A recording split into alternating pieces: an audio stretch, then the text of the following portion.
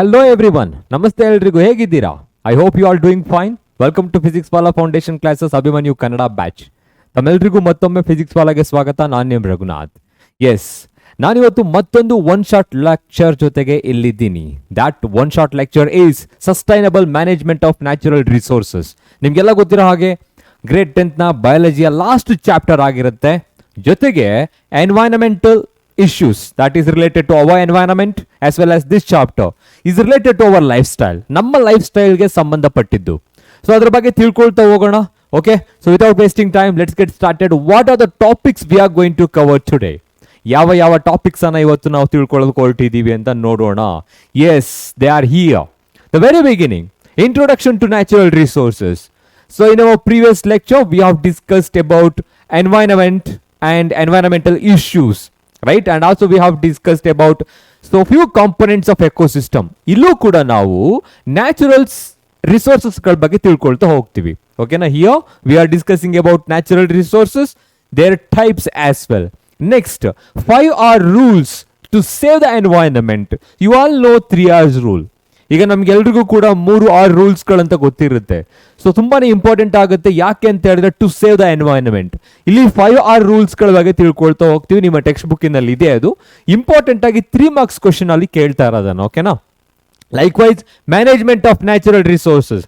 How to manage the natural resources, what are the significance of natural resources, forest and wild life stakeholders.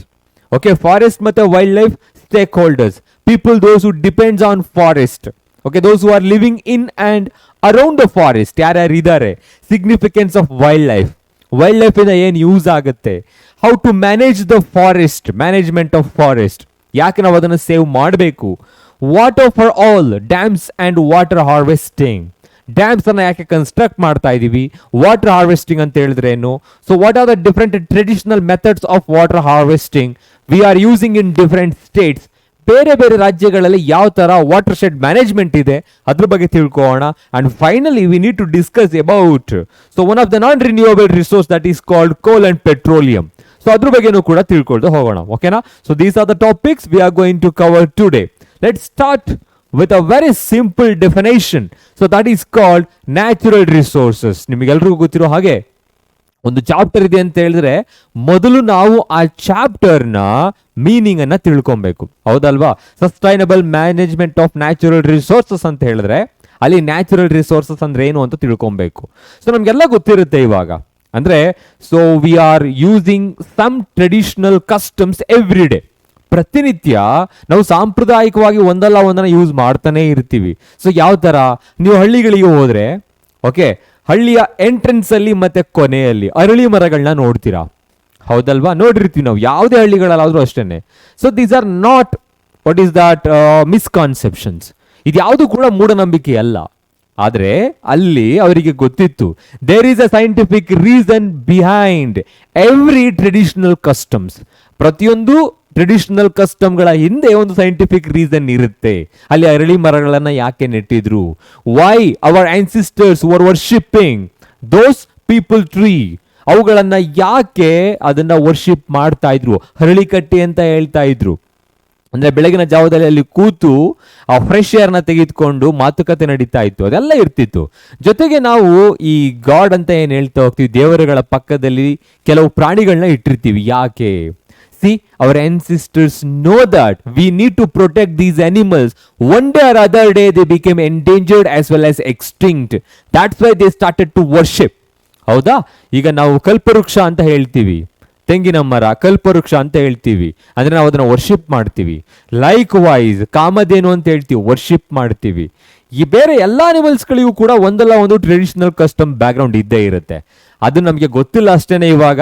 Okay, ಆ entire chapter ಅಲ್ಲಿ ಅದ್ರ ಬಗ್ಗೆ ತಿಳ್ಕೊಳ್ತೀವಿ ನಾವು. So first ತಿಳ್ಕೊಬೇಕಾಗಿರೋದು our ancestors were saving the natural resources in different way. Then what are natural resources? ಹಾಗಿದ್ರೆ natural resources ಅಂದ್ರೇನು, ನೈಸರ್ಗಿಕ ಸಂಪನ್ಮೂಲ ಅಂದ್ರೇನು? ಡೆಫಿನೇಷನ್ ನೋಡೋಣ. Very simple. Here the natural resources are naturally occurring substances. ಅಂದ್ರೆ ನೇಚರಲ್ಲಿ ಏನ್ ಸಿಗುತ್ತೋ ಅದೇ natural resources. Okay, so natural resources are naturally occurring substances considered valuable in their relatively unmodified form. ನಾವು ಅದನ್ನ ಮಾಡಿಫೈ ಮಾಡೋ ಅವಶ್ಯಕತೆನೇ ಇಲ್ಲ. ಅದು ಹೇಗಿರುತ್ತೋ ಅದ್ರ ನೇಟಿವ್ ಫಾರ್ಮ್ ಅಲ್ಲಿ ನಾವು ಅದನ್ನ ಯುಟಿಲೈಸ್ ಮಾಡ್ಕೊಳ್ತಾ ಹೋಗ್ಬೋದು. For example air. Okay, if you want to modify you can manipulate it, but ಅವಶ್ಯಕತೆ ಇಲ್ಲ, ನಾವು ಅದನ್ನ ಹಾಗೆ ಯೂಸ್ ಮಾಡ್ಕೊಳ್ತಾ ಹೋಗ್ತೀವಿ. ಸಾಯಿಲ್ ಇದೆ, if it is fertile you can use it however you want and whenever you want. So that is called unmodified form ಅಲ್ಲಿ ಅದು ನ್ಯಾಚುರಲ್ ಇಲ್ಲಿ ಸಿಕ್ಕಿದ್ರೆ ಅದನ್ನ ನಾವು ನ್ಯಾಚುರಲ್ ರಿಸೋರ್ಸ್ ಅಂತ ಹೇಳ್ತೀವಿ. ಇನ್ನೂ ಸಿಂಪಲ್ ಆಗಿ ಹೇಳಬೇಕು ಅಂತ ಹೇಳಿದ್ರೆ, these are raw materials obtained or derived from the nature. These are the raw materials obtained and derived from the nature. So these are called natural resources. And there are of two types. ಎರಡು ತರ natural resources ಇರುತ್ತೆ. We used to classify them based on their replenished or replacement ಅಂತ ಹೇಳ್ತೀವಿ. ಅಂದ್ರೆ ಕೆಲವು ಬೇಗ deplete ಆಗುತ್ತೆ, ಕೆಲವು ಡಿಪ್ಲೀಟ್ ಆಗಲ್ಲ. ಓಕೆ, ಡಿಪ್ಲೀಟ್ ಅಂತ ಹೇಳಿದ್ರೆ ನಾಶ ಆಗೋದು, ಕೆಲವು ನಾಶ ಆಗೋದೇ ಇಲ್ಲ ಎಷ್ಟಾದ್ರೂ ಯೂಸ್ ಮಾಡಿ. ಸೊ ಆ ಬೇಸಿಸ್ ಮೇಲೆ ನಾವು ನ್ಯಾಚುರಲ್ ರಿಸೋರ್ಸ್ ಅನ್ನ ಎರಡು ಟೈಪ್ಸ್ ಆಗಿ ಕ್ಲಾಸಿಫೈ ಮಾಡ್ತೀವಿ. So those are called, the very first one is renewable resources, renewable resources, and second one is non-renewable resources, non-renewable resources. As the name indicates, renewable, re means again, newable means again we can get that in a new form. ಪದೇ ಪದೇ ಸಿಗ್ತಾನೆ ಇರುತ್ತೆ ನಮಗೆ, ಅದು ನೀವು ಎಷ್ಟಾದ್ರೂ use ಮಾಡ್ಕೊಳ್ಳಿ. ಓಕೆನಾ? So substances which can be replenished again and again, they are called renewable resources.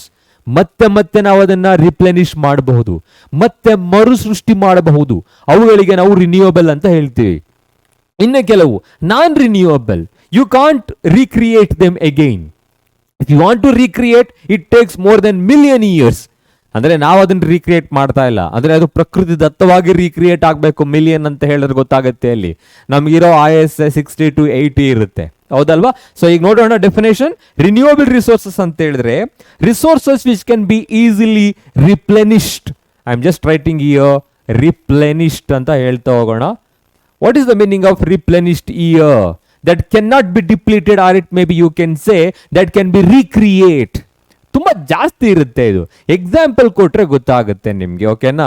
So few more and also most common examples I am just giving. So those are called A, ಗಾಳಿ. ನಾವು ಎಷ್ಟು use ಮಾಡ್ಕೊಂಡ್ರು ಅದು ಖಾಲಿ ಆಯ್ತು ಅಂತ ಅನ್ಸಲ್ಲ. ಓಕೆನಾ? So likewise water, water ನಾವು ಎಷ್ಟು ಯೂಸ್ ಮಾಡಿದ್ರು ಅದು ಹಾಗೆ ಇರುತ್ತೆ. Likewise soil and some of the natural resources, example forest. ಆಮೇಲೆ ಹೇಳ್ತಾ ಹೋಗ್ತೀನಿ ಫಾರೆಸ್ಟ್ ಯಾಕೆ ಅದು ರಿನ್ಯೂಯಬಲ್ ಆಗುತ್ತೆ ಮತ್ತೆ ಅದು ಡಿಪ್ಲೀಟ್ ಆಗುತ್ತೆ ನಾವು ಓವರ್ ಯೂಸ್ ಮಾಡ್ತಾ ಇದ್ರೆ, ಅದಕ್ಕೆ ಮತ್ತೆ ನಾವು ಡಿಫೈನ್ ಮಾಡ್ತಾ ಹೋಗೋಣ. Likewise wild life, wildlife, sunlight, sunlight. So these are the renewable resources. Okay, likewise non-renewable resources, resources which cannot be replenished again. I'm just writing here cannot be replenished. ಮತ್ತೆ ನಾವು ಅದನ್ನ ರೀಪ್ಲೆನಿಶ್ ಮಾಡೋಕ್ಕಾಗಲ್ಲ, ಅಂದ್ರೆ ಮರು ಸೃಷ್ಟಿ ಮಾಡೋದಿಕ್ಕಾಗಲ್ಲ. If you are using them continuously, one day or other day they became extinct, ಅದು extinct ಆಗುತ್ತೆ. ಎಕ್ಸಾಂಪಲ್ ತೆಗೆದುಕೋಣ, ಮಿನರಲ್ಸ್ ಓರ್, ಮಿನರಲ್ ಓರ್ಸ್ ಅಂತ ಬರೀತಾ ಹೋಗೋಣ. ಈ ಮಿನರಲ್ ಓರ್ಸ್ಗಳ ಬಗ್ಗೆ ತಿಳ್ಕೊಂಡಿದ್ದೀರಲ್ಲ. So whether it is a magnetite, hematite, siderite, whatever it is, ಎಲ್ಲ ಮಿನರಲ್ಸ್ಗಳು ಕೂಡ ಒಂದಲ್ಲ ಒಂದಿನ ಖಾಲಿ ಆಗುತ್ತೆ ಎಕ್ಸ್ಕವೇಟ್ ಮಾಡ್ತಾ ಮಾಡ್ತಾ. ಓಕೆನಾ? ಸೊ ಲೈಕ್ ವೈಸ್ ಕೋಲ್ ಅಂಡ್ ಪೆಟ್ರೋಲಿಯಂ, ಕೋಲ್ ಅಂಡ್ ಪೆಟ್ರೋಲಿಯಂ, ಕೋಲ್ and petroleum. See here, mineral ores and coal and petroleum, all these are the non-renewable resources. If you are using them continuously, one day or other day they will deplete it. ಅವೆಲ್ಲವೂ ಕೂಡ deplete ಆಗುತ್ತೆ. ಹಾಗಾಗಿ ಅದನ್ನ ನಾವು ನಾನ್ renewable ಅಂತ ಹೇಳ್ತೀವಿ. Can not be ರಿಪ್ಲೆನಿಶ್ಡ್ ಅಂತ ಹೇಳ್ತಾ ಇದ್ದೀನಿ. You can add one more word that is called easily. Easily ನಾವು ಅದನ್ನ ಈಸಿಯಾಗಿ ಮತ್ತೆ ಮರು ಸೃಷ್ಟಿ ಮಾಡೋದಕ್ಕಾಗಲ್ಲ. As I said, it takes thousands to million years. ಓಕೆನಾ? ಅದೇ ಫಾರ್ಮೇಶನ್ ಆಗಬೇಕು ಅದು. Okay, so now I will explain it once again. What are natural resources?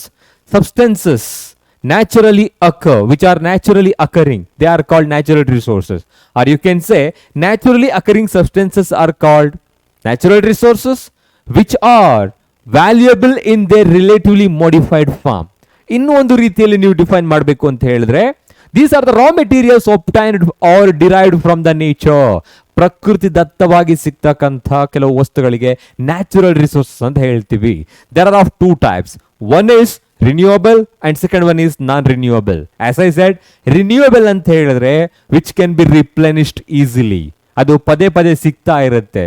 Okay, ನೀವು ಎಷ್ಟು ಯೂಸ್ ಮಾಡಿದ್ರು ಅದು ಖಾಲಿ ಆಗಲ್ಲ.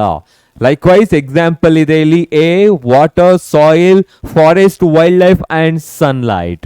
ಇದಿಷ್ಟು ಕೂಡ renewable resources. Non renewable resources, resources which can be depleted or which can not be replenished easily. ಬೇಗ ನಾಶ ಆಗುತ್ತೆ, ಮತ್ತೆ ನಾವು ಅದನ್ನ ರಿಪ್ಲೆನಿಶ್ ಮಾಡೋಕ್ಕಾಗಲ್ಲ. ಅವುಗಳಿಗೆ ನಾನ್ ರಿನ್ಯೂಯಬಲ್ ಅಂತ ಹೇಳ್ತೀವಿ. ಎಕ್ಸಾಂಪಲ್ ಇದೆ ಮಿನರಲ್ ಓರ್ಸ್ ಆಸ್ ವೆಲ್ ಆಸ್ ಕೋಲ್ and petroleum. So they took more than 1,000 to million years to form. ಅದು ಫಾರ್ಮ್ ಆಗೋದಕ್ಕೆ ತುಂಬಾ ವರ್ಷ ತೆಗೆದುಕೊಂಡಿದೆ.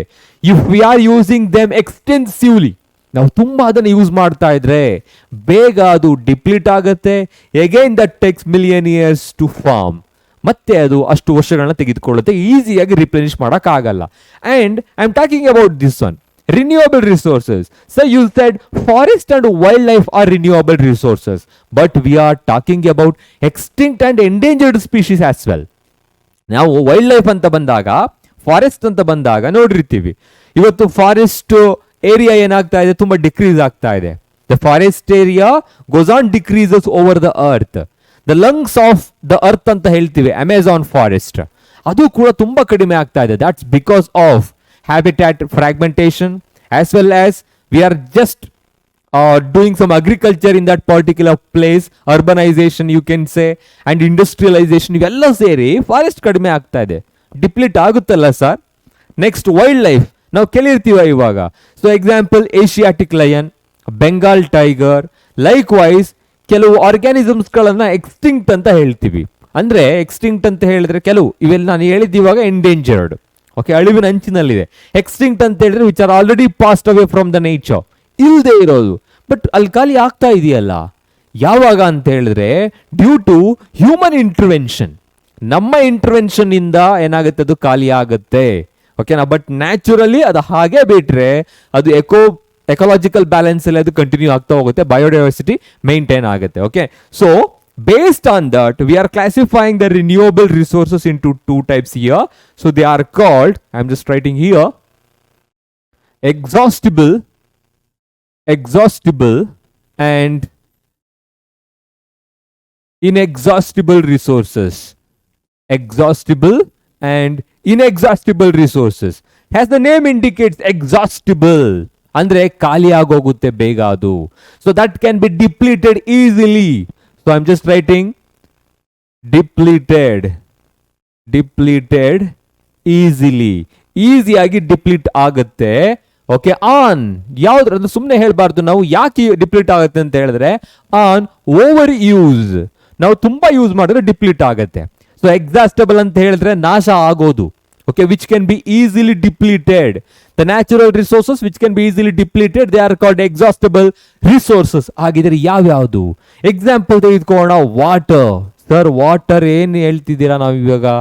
ಸೊ ಅವಾಗಲೇ ಹೇಳಿದ ಹಾಗೆ 71% of the earth is covered by water, but out of that more than 90% of water, nearly 97% of water is present in the form of ocean and sea.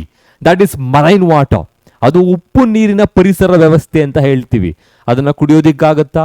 That marine water is not suitable for any human activities. So ಅದು waste ಅಂತ ತಿಳ್ಕೊಳ್ಳೋಣ. Waste ಅಂತ ಹೇಳಿದ್ರೆ water cycle ಅಲ್ಲಿ ತುಂಬಾ use ಆಗುತ್ತೆ, ಅದು ನಮಗೆ ಡೈರೆಕ್ಟ್ ಆಗಿ ಯೂಸ್ ಮಾಡಕ್ ಆಗಲ್ಲ. ನೆಕ್ಸ್ಟ್ ಅದೇ ತರ ಇನ್ನುಳಿದ 3% ಅಲ್ಲಿ ಎಲ್ಲವೂ ನಮಗೆ ಡ್ರಿಂಕಬಲ್ ವಾಟರ್ ಅಲ್ಲ. ಅದು ಅದರಲ್ಲಿ ಕೆಲವು ಐಸ್ ಕ್ಯಾಪ್ಸ್ ರೂಪದಲ್ಲಿ ಇರುತ್ತೆ, ಇನ್ನು ಕೆಲವು ಬೇರೆ ಬೇರೆ ಕೆನಾಲ್ಸ್ ರೂಪದಲ್ಲಿ ಇರುತ್ತೆ, ಎಲ್ಲ ರೂಪದಲ್ಲಿ ಇರ್ತಾ ಹೋಗುತ್ತೆ. ನಮಗದರಲ್ಲಿ ಸಿಗೋದು ಲೆಸ್ ದನ್ 1% ಮಾತ್ರ. ಆ 1% ನಾವೇನ್ ಮಾಡ್ತಾ ಇದ್ದೀವಿ, just we are polluting the water. Okay, ನಾವು ಅದನ್ನ ಪಲ್ಯೂಟ್ ಮಾಡ್ತಾ ಇದ್ದೀವಿ. ನಾ ಹೇಳ್ತೀವಾಗ ಸೇವ್ ವಾಟರ್ ಅಂತ ಹೇಳ್ಬಿಟ್ಟು. ಯಾಕೆ? 71% of the earth is covered by water. Though we are saying this word save water because of the pollution. So ಅಂದ್ರೆ ನಾವು ಓವರ್ ಯೂಸ್ ಮಾಡಿದ್ರೆ ಏನಾಗುತ್ತೆ, ಒಂದಲ್ಲ ಒಂದು ದಿನ ಅದು ಡಿಪ್ಲೀಟ್ ಆಗುತ್ತೆ. ಅಂದ್ರೆ ಅನ್ಯೂಸಬಲ್ ಫಾರ್ಮ್ ಹೊರಟೋಗುತ್ತೆ. That unusable form itself you can say depleted. ಅದು ಪೊಲ್ಯೂಷನ್ ಆಗಿರೋದ್ರಿಂದ ಯೂಸ್ ಮಾಡೋಕ್ಕಾಗಲ್ಲ. Likewise, just imagine that if you are living in a normal garden or it may be normal garden city like Bangalore, ಇವಾಗೆಲ್ಲ ಚೆನ್ನಾಗಿದೆ, ಓಕೆನಾ. ಏನಾದರೂ pollution ಜಾಸ್ತಿ ಆಗ್ತಾ ಆಗ್ತಾ ಆ ಎನ್ವೈರನ್ಮೆಂಟಲ್ಲಿ ಏರ್ ಪೊಲ್ಯೂಷನ್ ಜಾಸ್ತಿ ಆಗುತ್ತೆ. ಆ ಪೊಲ್ಯೂಷನ್ ಜಾಸ್ತಿ ಆದರೆ ನಾವು ಅಲ್ಲಿ ಬದುಕೋದಿಕ್ಕೆ ಆಗುತ್ತಾ? ಗಾಳಿ ತುಂಬ ಇದೆ, ಆದರೆ ಅನ್ಡಿಸೈರಬಲ್ ಸಬ್ಸ್ಟೆನ್ಸಸ್ಗಳು ಆ್ಯಡ್ ಆಗ್ತಾ ಆಗ್ತಾ ದಟ್ ಏರ್ ಬಿಕೇಮ್ ಅನ್ಯೂಸಬಲ್. ಅದು ಯೂಸ್ ಮಾಡೋಕ್ಕಾಗದೇ ಇರೋ ರೀತಿಯಲ್ಲಿ ಹೊರಟೋಗುತ್ತೆ. ಏರ್ ಪೊಲ್ಯೂಷನ್ ಆದರೆ ಅದನ್ನು ಕೂಡ ನಾವು ಯೂಸ್ ಮಾಡೋಕ್ಕಾಗಲ್ಲ. But when it comes to the forest and wild life, forest and wildlife, due to human intervention, ಇವತ್ತು ನಾವು ಇಂಟರ್ವೆನ್ಷನ್ ಮಾಡಿರೋದ್ರಿಂದ we are just destroying the forest, deforestation ಮಾಡ್ತಾ ಇದ್ದೀವಿ. And we are killing animals for different purposes. ಬೇರೆ ಬೇರೆ ಪರ್ಪಸ್ಗಳಿಗೆ ನಾವು ಅನಿಮಲ್ಸ್ಗಳನ್ನು ಕಿಲ್ ಮಾಡ್ತಾ ಇದ್ದೀವಿ. That leads to ecological imbalance. ಅಲ್ಲಿ ಎಕಲಾಜಿಕಲ್ ಇಂಬ್ಯಾಲೆನ್ಸ್ ಆಗುತ್ತೆ.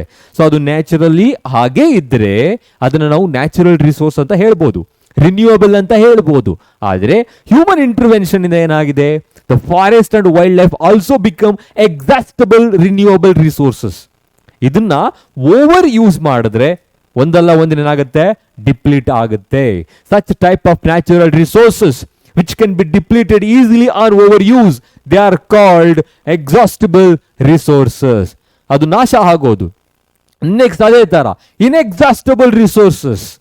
These are the resources, renewable resources. However you can use them, they never get depleted. ನೀವು ಎಷ್ಟೇ ಯೂಸ್ ಮಾಡಿದ್ರು ಕೂಡ ಡಿಪ್ಲೀಟ್ ಆಗಲ್ಲ. ಎಕ್ಸಾಂಪಲ್ ಸನ್ಲೈಟ್ ಅಂತ ಹೇಳೋಣ, ಹೌದಾ? Sunlight or solar energy. ನೀವೆಷ್ಟೇ ಯೂಸ್ ಮಾಡ್ತಾ ಇದ್ರು, ಇವನು ಜಾಸ್ತಿ ಯೂಸ್ ಮಾಡ್ತಾ ಇದ್ದಾನೆ, ಸೊ ಇವನಿಗೆ ಎಷ್ಟು ಬೇಕೋ ಅಷ್ಟು ಆಲ್ರೆಡಿ ಯೂಸ್ ಮಾಡ್ಕೊಂಡಾಗಿದೆ, ಇವಾಗ ಇವನಿಗೆ ಕಡಿಮೆ ಮಾಡೋಣ ಅಂತ ಏನು ಇರಲ್ಲ. ನೀವು ಎಷ್ಟು ಯೂಸ್ ಮಾಡಿದ್ರು ಅದು ಅಷ್ಟೇ ಇರ್ತಾ ಹೋಗುತ್ತೆ, ಓಕೆನಾ. As I said in the previous lecture, our environment chapter ಅಲ್ಲಿ ಹೇಳ್ತಾ ಇದ್ದೆ ನಾನು ನಿಮಗೆ. ಅಂದರೆ ಸನ್ನಿಂದ ಬರ್ತಕ್ಕಂಥ ಎಲ್ಲ ರೇಡಿಯೇಷನ್ಸ್ಗಳಲ್ಲಿ 50% of the radiations are called PAR, photosynthetically active radiation ಅಂತ ಹೇಳ್ತೀವಿ. ಅದರಲ್ಲೂ ಕೂಡ only 1% of the photosynthetically active radiation can be absorbed by the plants. ಪ್ಲಾಂಟ್ಸ್ಗಳು 1% ಅನ್ನ ಮಾತ್ರ ಯುಟಿಲೈಸ್ ಮಾಡಿಕೊಳ್ಳುತ್ತೆ. ಆ 1% ಅನ್ನ ಎಂಟೈರ್ ಲಿವಿಂಗ್ ಕಮ್ಯುನಿಟಿ ಯೂಸ್ ಮಾಡ್ತಾ ಇದ್ದೀವಿ, ಓಕೆನಾ. ಅಂದ್ರೆ ಎಷ್ಟು ಯೂಸ್ ಮಾಡಿದ್ರು ಅದು ಖಾಲಿ ಆಗೋಲ್ಲ, ಸನ್ಲೈಟ್ ಅಂತ ಹೇಳ್ಬೋದು ನೀವು, ಓಕೆನಾ. ಸೊ ಲೈಕ್ ವೈಸ್, ಸೊ ಅದೊಂದನ್ನೇ ಹೇಳೋದಕ್ಕಾಗೋದು. ಇನ್ನು ಉಳಿದಾಗ ಇಲ್ಲಿ ಎಕ್ಸಾಸ್ಟಬಲ್ ಕೊಡೋದಾದ್ರೆ ನೀವು ಕೋಲ್ ಮತ್ತೆ ಪೆಟ್ರೋಲಿಯಂ ಅನ್ನು ಕೂಡ ಕೊಡ್ಬೋದು, ಕೋಲ್ and petroleum as well as mineral ores. So these are the subtopics, whether they have given in your textbook or not, but you must know that. Next, let's understand the pollution. So why we are talking about pollution here? Because the next topic they have given is Ganga action plan. Ganga is the holic river, ಹೌದಾ? ಇದೊಂದು ಪವಿತ್ರವಾದ ನದಿ, ಅದ್ರ ಬಗ್ಗೆ ತಿಳ್ಕೊಳ್ಳೋದು ಹೊರಟಿದೀವಿ. ನದಿ ಅಂತ ಹೇಳಿದ್ಮೇಲೆ, ರಿವರ್ ಅಂತ ಹೇಳಿದ್ಮೇಲೆ ಅಲ್ಲಿ ಗಂಗಾ ಆಕ್ಷನ್ ಪ್ಲಾನ್ ಮಾಡಿದ್ದಾರೆ ಅಂದ್ರೆ, so they are taking care of that river because of the pollution. Then what is pollution here? Very simple general question I am asking. Pollution ಅಂದ್ರೆ ಏನು? Any undesirable changes, any undesirable change in physical, chemical, biological characteristic of air, water and soil that may harmfully affect the life or create a problem. You can say potential hazard for any living organism. ಇಷ್ಟೆಲ್ಲ ಬರೀ ಅವಶ್ಯಕತೆನೇ ಇಲ್ಲ, simple ಆಗಿ ಹೇಳೋಣ. Any undesirable change in physical, chemical, biological characteristics of air, water and soil.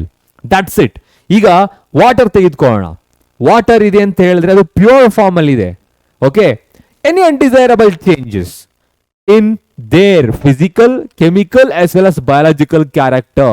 ಆ ಒಂದು tumbler of ವಾಟರ್ಗೆ ನೀವೇನಾದ್ರೂ hydrochloric acid ಅನ್ನ ಆಡ್ ಮಾಡ್ತಾ ಇದ್ದೀರಾ ಅಂತ ಹೇಳಿದ್ರೆ, ಈಸ್ ಅ ಡ್ರಿಂಕಬಲ್? ಆ ನೀರನ್ನ ಕುಡಿಬೋದ ನಾವು? ಯಾಕೆ ಅಂತ ಹೇಳಿದ್ರೆ ಇವಾಗ ಅದ್ರ ಕ್ಯಾರೆಕ್ಟರ್ ಏನಾಯ್ತು, ಚೇಂಜ್ ಆಯ್ತು, ಓಕೆನಾ. Likewise if you are adding mud to that water, ಅದೇ ವಾಟರ್ಗೆ, ಪ್ಯೂರ್ ವಾಟರ್ಗೆ ನೀವೇನಾದ್ರೂ ಮಡ್ ಅನ್ನ, ಯಾವುದೋ ಒಂದು ಸಾಯಿಲ್ ಪಾರ್ಟಿಕಲ್ಸ್ ಆಡ್ ಮಾಡ್ತಾ ಇದೀರಾ ಅಂತ ಹೇಳಿದ್ರೆ, ಈಸ್ ದ ಡ್ರಿಂಕಬಲ್? ನೋ. ಯಾಕೆ ಅಂತ ಹೇಳಿದ್ರೆ ಇವಾಗ ನಾವು ಅದನ್ನ ಕ್ಯಾರೆಕ್ಟರ್ನ ಚೇಂಜ್ ಮಾಡಿದೀವಿ. ಲೈಕ್ ವೈಸ್ ಏರ್ ಅಂತ ತೆಗೆದುಕೊಂಡ್ರೆ ಗಾಳಿ ಇರುತ್ತೆ, ತುಂಬಾ ಫ್ರೆಶ್ ಆಗಿರುತ್ತೆ. It's A non transparent and also odourless. ಕಣ್ಣಿಗೆ ಕಾಣಿಸೋದು ಇಲ್ಲ, ಯಾವುದೇ ತರ ಸ್ಮೆಲ್ಲು ಕೂಡ ಇರೋದಿಲ್ಲ, ಹೌದಾ. ಸೊ ಆದರೆ if we are adding some of the pollutants like gases, example like methane, whatever it is, sulfur dioxide, oxides of nitrogen, so ಅದೆಲ್ಲ ಏನಾಗುತ್ತೆ, that brings the changes in the air. ಅದರ characteristic ಅಲ್ಲಿ ನಿಧಾನವಾಗಿ ಚೇಂಜಸ್ಗಳಾಗುತ್ತೆ. That leads to what, ಅದೇನಾಗುತ್ತೆ, that causes different diseases in living ಆರ್ಗ್ಯಾನಿಸಮ್ಸ್ಗಳಲ್ಲಿ disease ಅನ್ನ cause ಮಾಡುತ್ತೆ. ಸೊ ಈ ತರದ ಅನ್ಡಿಸೈರಬಲ್ ಚೇಂಜಸ್ಗಳಿಗೆ ನಾವು ಪೊಲ್ಯೂಷನ್ ಅಂತ ಹೇಳ್ತೀವಿ. ಸೊ ಅದರಲ್ಲಿ ನೀವು ತುಂಬಾ ಪೊಲ್ಯೂಷನ್ಗಳನ್ನ ಕೇಳಿರಬಹುದು. ಸೊ ಇಲ್ಲೇ ಹೆಸರಲ್ಲೇ ಹೇಳಿರೋ ಹಾಗೆ 3 ಪೊಲ್ಯೂಷನ್ ಯಾವ್ಯಾವುದು ಅಂತ ಹೇಳಿದ್ರೆ, ಏರ್ ಪೊಲ್ಯೂಷನ್ ಅಂತ, right, air pollution, and second one is about water pollution. So that we need to discuss today, water pollution. Okay, water pollution. And the next one is about soil pollution. Soil pollution ಇಷ್ಟೇ ಅಲ್ಲ, ಇವಾಗ ನಾವು civilisation ಜಾಸ್ತಿ ಆಗ್ತಾ radiation pollution ಇದೆ, sound pollution ಇದೆ, light pollution ಇದೆ. ಈ ತರನೂ ಇದೆಯಾ ಲೈಟ್ ಪೊಲ್ಯೂಷನ್ ಅಂತ? ನೀವೇನಾದ್ರೂ cosmopolitan cities just like Bangalore, Mumbai or Kolkata, ಡೆಲ್ಲಿಯಲ್ಲಿ ಇದ್ರೆ, ಯಾವ್ದಾದ್ರು ಒಂದು ಮಾರ್ಕೆಟಿಂಗ್ ಪ್ಲೇಸ್ಗೆ ನೈಟ್ ಟೈಮ್ ಅಲ್ಲಿ ಹೋಯ್ತು ಅಂತ ಹೇಳಿದ್ರೆ ಗೊತ್ತಾಗುತ್ತೆ, ಅಲ್ಲಿ ಜಗಮಗಿಸೋ ಆ ಬೆಳಕು ಇರುತ್ತಲ್ಲ. So those lights are causing headache and also that may leads in to blurring of vision. ಅದು ನೋಡೋದಿಕ್ಕಾಗಲ್ಲ, ಅಂದ್ರೆ ನಮಗೆ ಆ ತರ ಸೊ ಬಿಹೇವಿಯರಲ್ ಡಿಸ್ಕಂಫರ್ಟ್ ಕಾಸ್ ಆಗ್ತಿದೆ ಅಂತ ಹೇಳಿದ್ರೆ, anything which causes behavioural discomfort, that is called pollution. ಆ ಲೈಟ್ ಕೂಡ ಪೊಲ್ಯೂಷನ್ ಆಗುತ್ತೆ. ರೇಡಿಯೋ ಆಕ್ಟಿವ್ ಪೊಲ್ಯೂಷನ್ ಅಂತ ಹೇಳ್ತೀವಿ, ರೇಡಿಯೇಷನ್ ಪೊಲ್ಯೂಷನ್ ಇದೆ. So likewise there are many pollution. I am just talking about these 4 right now. Sound pollution ಅಂತ ಬರೆಯೋಣ, ಓಕೆನಾ? So pollution ಅಂದ್ರೆ ಏನು ಅಂತ ಗೊತ್ತಾಯ್ತು. So likewise different types of pollution ಯಾವ್ದು ಅಂತ ಗೊತ್ತಾಯ್ತು. So but now we need to talk about water pollution. Any undesirable changes in physical, chemical, biological characteristic of water is called water pollution. ಅದೇ ನೀರಿನಲ್ಲಿ ಏನಾದ್ರೂ ಕೂಡ ಈ 3 ತರದ ಬದಲಾವಣೆಗಳು ಆದ್ರೆ ಅವುಗಳಿಗೆ ನಾವು ಏನಂತ ಹೇಳ್ತೀವಿ? ಎಸ್, ಪೊಲ್ಯೂಷನ್ ಅಂತ ಹೇಳ್ತೀವಿ. ಅದು ಕೂಡ ಅನ್ಡಿಸೈರಬಲ್, ನಮಗೆ ಬೇಡವಾಗದೇ ಇರ್ತಕ್ಕಂಥದ್ದು. ಅನ್ಡಿಸೈರಬಲ್ ಅಂತ ಹೇಳಿದ್ರೆ ಅನ್ವಾಂಟೆಡ್. ಸೊ ಈಗ ಎಕ್ಸಾಂಪಲ್ ತೆಗೆದುಕೊಳ್ಳೋಣ. As I said, there is a tumbler of water. Okay, ಇಲ್ಲೊಂದು ಟಂಬ್ಲರ್ ಆಫ್ ವಾಟರ್ ಇದೆ. If you are adding hydrochloric acid in to this water, ಇದೇ ವಾಟರ್ಗೆ ಹೈಡ್ರೋಕ್ಲೋರಿಕ್ ಆಸಿಡ್ ಹಾಕಿದ್ರೆ ಇಟ್ ಬಿಕಮ್ಸ್ ಪೊಲ್ಯೂಟೆಡ್. ಅದು ಬೇರೆ purpose use ಮಾಡ್ಕೊಳ್ಳಿ ಅವರು, ನಾವು ಕುಡಿಯೋದಕ್ಕೆ ಆಗ್ತಾ ಇದೆಯಾ? ಅದನ್ನ ಆಗ್ತಾ ಇಲ್ಲ. But if you are adding sugar in to this water, ಇದೇ ವಾಟರ್ಗೆ ಶುಗರ್ನ ಆಡ್ ಮಾಡಿದ್ರೆ, ಹೈಡ್ರೋಕ್ಲೋರಿಕ್ ಆಸಿಡ್ ಇಲ್ಲ ಇವಾಗ, ಓಕೆನಾ? ಶುಗರ್ ಆಡ್ ಮಾಡಿದ್ರೆ ಅರಿಗೋನ call it as polluted water. Is it undesirable? No. ಅದಕ್ಕೆ ಹೇಳಿದ್ದು, ಯಾವ ಕೆಮಿಕಲ್ ಸಬ್ಸ್ಟೆನ್ಸ್ಗಳು ಅದರ ಕ್ಯಾರೆಕ್ಟರ್ನ ಚೇಂಜ್ ಮಾಡುತ್ತೋ ಅದು ನಮ್ಮಲ್ಲಿ ಬಿಹೇವಿಯರಲ್ ಡಿಸ್ಕಂಫರ್ಟ್ ಅನ್ನ ಕಾಸ್ ಮಾಡಿ ಹಾರ್ಮ್ಫುಲ್ ಎಫೆಕ್ಟ್ ಕಾಸ್ ಮಾಡಿದ್ರೆ ಮಾತ್ರ ಅದಕ್ಕೆ ನಾವು ಪೊಲ್ಯೂಷನ್ ಅಂತ ಹೇಳ್ತೀವಿ, ಓಕೆನಾ? So these are the pollutions. Likewise pollutants ಅಂತ ಒಂದು ವರ್ಡ್ ಇದೆ. ಪೊಲ್ಯೂಟೆಂಟ್ಸ್ ಅಂತ ಹೇಳಿದ್ರೆ any substances which cause the pollution. ಯಾವ ಸಬ್ಸ್ಟೆನ್ಸ್ಗಳು ಪೊಲ್ಯೂಷನ್ ನ ಕಾಸ್ ಮಾಡುತ್ತೋ ಅದಕ್ಕೆ ನಾವು ಪೊಲ್ಯೂಟೆಂಟ್ಸ್ ಅಂತ ಹೇಳ್ತೀವಿ. ಅದನ್ನೇ ಮತ್ತೆ ಡಿವೈಡ್ ಮಾಡಿ ಬಯೋಡಿಗ್ರೇಡಬಲ್ ಪೊಲ್ಯೂಟೆಂಟ್ಸ್, ನಾನ್ ಬಯೋಡಿಗ್ರೇಡಬಲ್ ಪೊಲ್ಯೂಟೆಂಟ್ಸ್ ಅಂತ ಹೇಳ್ತಾರೆ. ಅಗೈನ್ ಮತ್ತೆ ಎನ್ವೈರನ್ಮೆಂಟಲ್ ಇಶ್ಯೂಸ್ ಅಥವಾ ಅವರ್ ಎನ್ವೈರನ್ಮೆಂಟ್ ಚಾಪ್ಟರ್ಗೆ ಹೋದ್ರೆ ಅಲ್ಲಿ ಓದಿರ್ತೀರಾ ಬಯೋಡಿಗ್ರೇಡಬಲ್ ಅಂದ್ರೇನು, ನಾನ್ ಬಯೋಡಿಗ್ರೇಡಬಲ್ ಅಂದ್ರೇನು ಅಂತ ಹೇಳ್ಬಿಟ್ಟು. Okay, so now we have discussed about pollution, the definition and their types. Why we are discussing this? Because we are going to discuss about the Ganga action plan right now.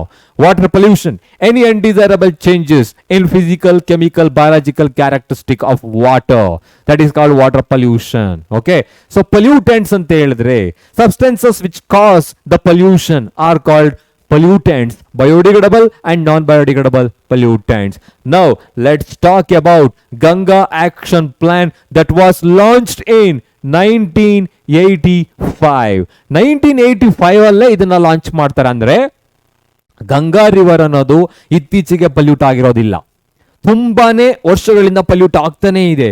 So we all know that 18th and 19th century, ಈ 2 century ಇದೆಯಲ್ಲ, ಇದು ತುಂಬಾ greatest century. ಯಾಕೆ ಅಂತ ಹೇಳಿದ್ರೆ ಅಲ್ಲಿ industrial revolution ಆಗುತ್ತೆ. Because of the industrial revolution, they started to construct many industries, factories in the bank of river. ನಮ್ಮ ಇಂಡಿಯಾದಲ್ಲಿ ತುಂಬಾ ರಿವರ್ಸ್ಗಳಿದೆ, ಕರ್ನಾಟಕದಲ್ಲಿ ಇದೆ ಅಲ್ವಾ, ತುಂಬಾ ರಿವರ್ಗಳಿದೆ ತಾನೆ, ಕಾವೇರಿ ಅಂತ ಕೇಳಿರ್ತೀರಾ. ಸೊ ಅದೇ ರೀತಿಯಲ್ಲಿ ಲಕ್ಷ್ಮಣ ತೀರ್ಥ ಅಂತ ಕೇಳಿರ್ತೀರ, ಬೇಕಾದಷ್ಟು ರಿವರ್ಗಳಿದೆ. When it comes to India, India ಅಂತ ಬಂದಾಗ ಫಸ್ಟ್ ರಿವರ್ ನೇಮ್ ಬರೋದು ನಮಗೆ Ganga, because it travels more than about 2500 kilometres and over more than 100 cities. ಓಕೆನಾ? ಅಂದ್ರೆ ಈ ಉತ್ತರ ಪ್ರದೇಶ್ ಅಂತ ಏನಿದೆ ಆ ರೀಜನ್ ಅಲ್ಲಿ ಏನಾಗುತ್ತೆ, ಇದು ಟ್ರಾವೆಲ್ ಆಗುತ್ತೆ. ಅದು ಟ್ರಾವೆಲ್ ಆಗೋದು ಯಾವ್ದ್ರ ಮುಖಾಂತರ ಅಂತ ಹೇಳಿ 100 ಸಿಟಿಗಳ ಮುಖಾಂತರ ಟ್ರಾವೆಲ್ ಆಗ್ತಾ ಹೋಗುತ್ತೆ. ಓಕೆ, ಅಂದ್ರೆ ಇದು ತುಂಬಾನೇ ದೊಡ್ಡ ರಿವರ್ ಅಂತ ಆಯ್ತು ಈಗ. Okay, as I shed 18th ಮತ್ತೆ 19th ಸೆಂಚುರಿಯಲ್ಲಿ and also in the mid of 20th century due to the industrial revolution, ಅಲ್ಲಿ ರೆವಲ್ಯೂಷನ್ ಆಗುತ್ತೆ, ಕ್ರಾಂತಿ ಆಗುತ್ತೆ. They started to construct number of factories, industries in the bank of that Ganga river. ಅಲ್ಲಿ ತುಂಬಾನೇ ಇಂಡಸ್ಟ್ರೀಸ್ಗಳು form ಆಗುತ್ತೆ. They started to dump the untreated effluents in to the Ganga river. Untreated ಅಂತ ಹೇಳ್ತಾ ಇದ್ದೀನಿ, that means they never treated, that contains number of pollutants including the cadmium, mercury, whatever it is, so which causes the water pollution. ಎಲ್ಲವೂ ಕೂಡ ಅಲ್ಲಿಗೆ effluent ಅನ್ನ so release ಮಾಡ್ತಾರೆ. That causes the Ganga water pollution. ಅಂದ್ರೆ ನಾನು ಯಾಕೆ ಹೇಳಿದೆ, ಅವಾಗಲೇ ಇದನ್ನ ಲಾಂಚ್ ಮಾಡಿರೋದು, ಓಕೆನಾ, ಇತ್ತೀಚೆಗೆ ಆಗಿರೋದಲ್ಲ. ಸೊ ಹಾಗಾಗಿ the Ganga action plan was launched in the year 1985. ಯಾಕೆ ಅಂತ ಆಮೇಲೆ ಹೇಳ್ತೀನಿ. ಅದೇ ಇಂಪಾರ್ಟೆಂಟ್ ಕ್ವಶನ್ ನಿಮ್ಮ ಎಕ್ಸಾಮಿನೇಷನ್ ಕೇಳ್ತಾರೆ, what is the main objective of Ganga action plan ಅಂತ ಹೇಳ್ಬಿಟ್ಟು. ನಾವು we need to talk about Ganga river. Ganga river that is usually originated in Gangotri. ಅದು ಗಂಗೋತ್ರಿಯಲ್ಲಿ ಆರಿಜಿನೇಟ್ ಆಗುತ್ತೆ. ಓಕೆನಾ? ಅಂದ್ರೆ ಅದರ ಉಗಮ ಸ್ಥಾನ that it travels more than 2500 kilometres over 100 cities. 100 ಸಿಟಿಗಳ ಮುಖಾಂತರ 250 kilometre ಹರಿಯುತ್ತೆ. And over the bank of Ganga river there are many industries. They started to dump untreated effluents into the Ganga river that causes the water pollution. Adu water pollution na cause madide ivattu. Okay na? Next we need to talk about the main objective or the aim of the Ganga action plan. Yake adanna launch madidru? As we know that, it's a very essential to keep the Ganga as a pure. ಅದನ್ನ ಪ್ಯೂರಿಟಿಯನ್ನ, ಡಿವೈನಿಟಿಯನ್ನ keep up ಮಾಡಬೇಕು. ಗಂಗಾ ಅಂತ ಹೇಳಿದ್ರೇನೆ it's A divine river. ಓಕೆನಾ? ಯಾಕೆ ಇದನ್ನ divine river ಅಂತ ಹೇಳ್ತೀವಿ? ಇದಕ್ಕೆ ನಮ್ಮ ಇತಿಹಾಸದಲ್ಲಿ ತುಂಬಾನೇ ಒಂದು ವ್ಯಾಲ್ಯೂ ಇದೆ ಗಂಗಾ ಅಂತ ಹೇಳಿದ್ರೆ, ಹೌದಲ್ವಾ? ಆ ಡಿವೈನ್ ರಿವರ್ ಅನ್ನ, ಪಾವಿತ್ರ್ಯತೆಯನ್ನ ಕಾಪಾಡಬೇಕು ಅಂತ ಹೇಳಿದ್ರೆ we have to remove the pollutants from it, or we have to reduce dumping the untreated effluents in to the Ganga river. The main objective of the Ganga action plan is to improve the quality of the river Ganga. I'm just writing here, improve the quality of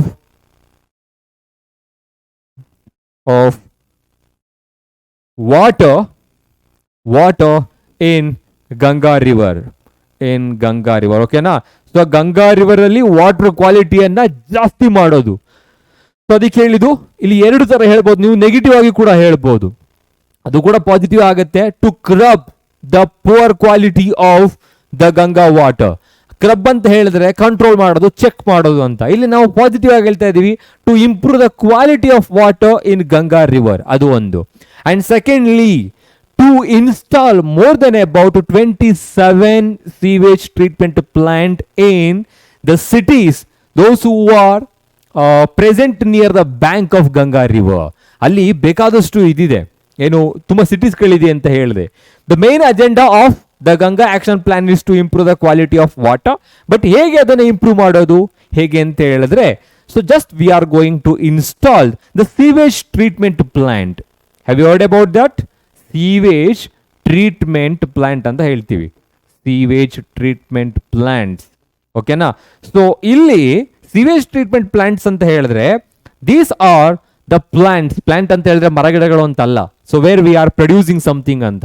so these are the places where we are going to purify the water, so before dumping that in to the Ganga river. ಓಕೆನಾ? So in most of the major cities, 27 ಸಿಟೀಸ್ಗಳಲ್ಲಿ ಇದನ್ನ install ಮಾಡೋದು ಅದರ aim ಆಗಿತ್ತು. Okay, ಅದನ್ನು ಮಾಡ್ತಾ ಇದ್ದಾರೆ. Multi crore project ಅಂತ ಹೇಳ್ತೀವಿ ಇದನ್ನ. ಓಕೆನಾ? So I will repeat it. Ganga action plan was launched in the year 1985. One thing ಅದನ್ನ ನೆನ್ಪಿಟ್ಕೊಳ್ಳಿ, ಯಾವಾಗ ಲಾಂಚ್ ಆಯ್ತು ಅಂತ ಮಲ್ಟಿಪಲ್ ಚಾಯ್ಸ್ ಅಲ್ಲಿ ಕೇಳಬಹುದು. And second one, what is Ganga? You know that Ganga is the divine river of India. And actually that it travels more than 2500 kilometers across more than 100 cities. So ನೂರಾರು ಸಿಟಿಗಳ ಮುಖಾಂತರ ಅದು ಹರಿತಾ ಹೋಗುತ್ತೆ. The main objective or the aim of Ganga action plan is to improve the quality of water in Ganga river. Ganga river na water quality ಅನ್ನ ಜಾಸ್ತಿ ಮಾಡೋದು ಒಂದು. And second one, how to improve the quality? Just by installing sewage water treatment, or it may be sewage treatment plant in more than 27 cities. ಆ sewage treatment ಪ್ಲಾಂಟ್ಗಳನ್ನ, ಜಲಶುದ್ಧೀಕರಣ ಕೇಂದ್ರಗಳನ್ನ ಮಾಡೋದ್ರ ಮುಖಾಂತರ ನಾವು ಅದನ್ನ ವಾಟರ್ನ ಪ್ಯೂರಿಫೈ ಮಾಡೋದು ಒಂದು. ಅದರ ಜೊತೆಗೆ ನಿಮ್ಗೆಲ್ಲ ಗೊತ್ತಿರೋ ಹಾಗೆ there is a group of bacteria that is called coliform. So ಇದನ್ನ ಓಕೆ 1 ಮಾರ್ಕ್ ಅಥವಾ 2 ಮಾರ್ಕ್ಸ್ ಕೇಳ್ತಾರೆ. ಕಾಲಿಫಾರ್ಮ್ ಅಂದ್ರೆ ಏನು? These are the bacteria, group of bacteria lives in human intestine. ಎಲ್ಲಿರುತ್ತೆ? These are the group of bacteria lives in human intestine. Okay na?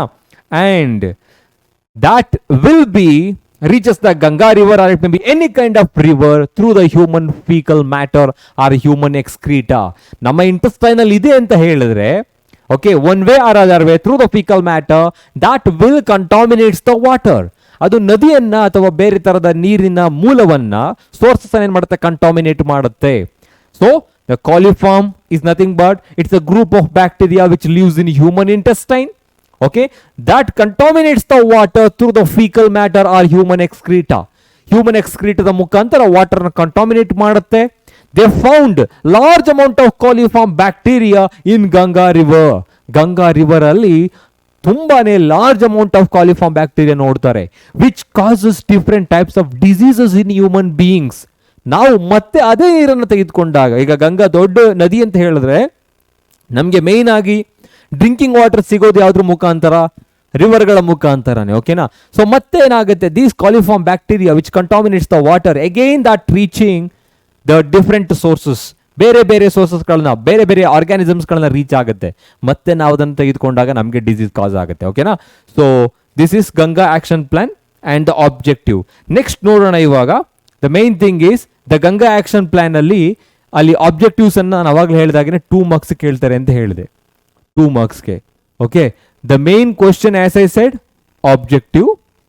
I am just writing here objectives. Just remember these 2 points I'm writing just by taking 1 or 2 minutes.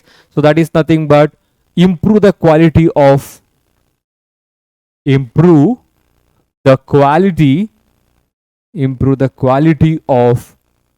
Ganga river water, or you can say water in Ganga river. And second one, installing sewage treatment plants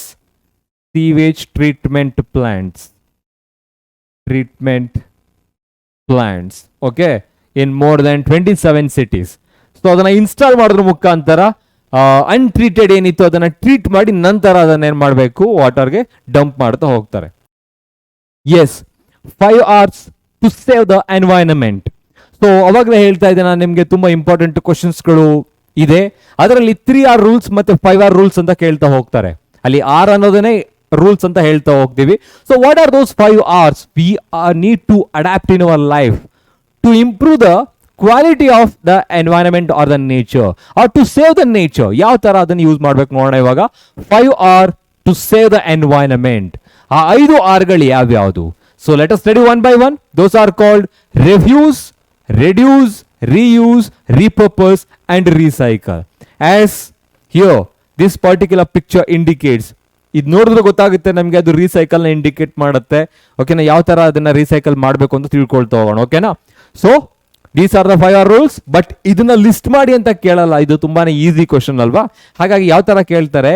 so explain 3R rules by giving few examples to save the environment. ಯಾವ ತರ ನೀವು ನೇಚರ್ನ save ಮಾಡ್ತೀರಾ, ಅದರಲ್ಲಿ ಯಾವ್ದಾದ್ರು 3 example ನ ತೆಗೆದುಕೊಂಡು 3 Rಗಳನ್ನ explain ಮಾಡಿ ಅಂತ ಹೇಳ್ತಾರೆ. ಓಕೆನಾ? ಸೊ ನೋಡೋಣ ಈಗ. First one, reuse. So sorry, refuse. ಏನ್ ರಿಫ್ಯೂಸ್ ಮಾಡಬೇಕು? As the name indicates, refuse ಅಂತ ಹೇಳಿದ್ರೆ ಸೇ ನೋ ಅಂತ ಹೇಳ್ಬಹುದು. ಇವಾಗ refuse in the sense say no. ಯಾವುದಕ್ಕೆ ನೋ ಹೇಳಬೇಕು? Say no to plastics. Say no to plastics, right? Plastics ಅಂತ ಹೇಳಿದ್ರೆ ನಾನ್ ಬಯೋಡಿಗ್ರೇಡಬಲ್ ಸಬ್ಸ್ಟೆನ್ಸಸ್. ಸೊ ಅಂದ್ರೆ which cannot be decomposed by any microbial action or biological process.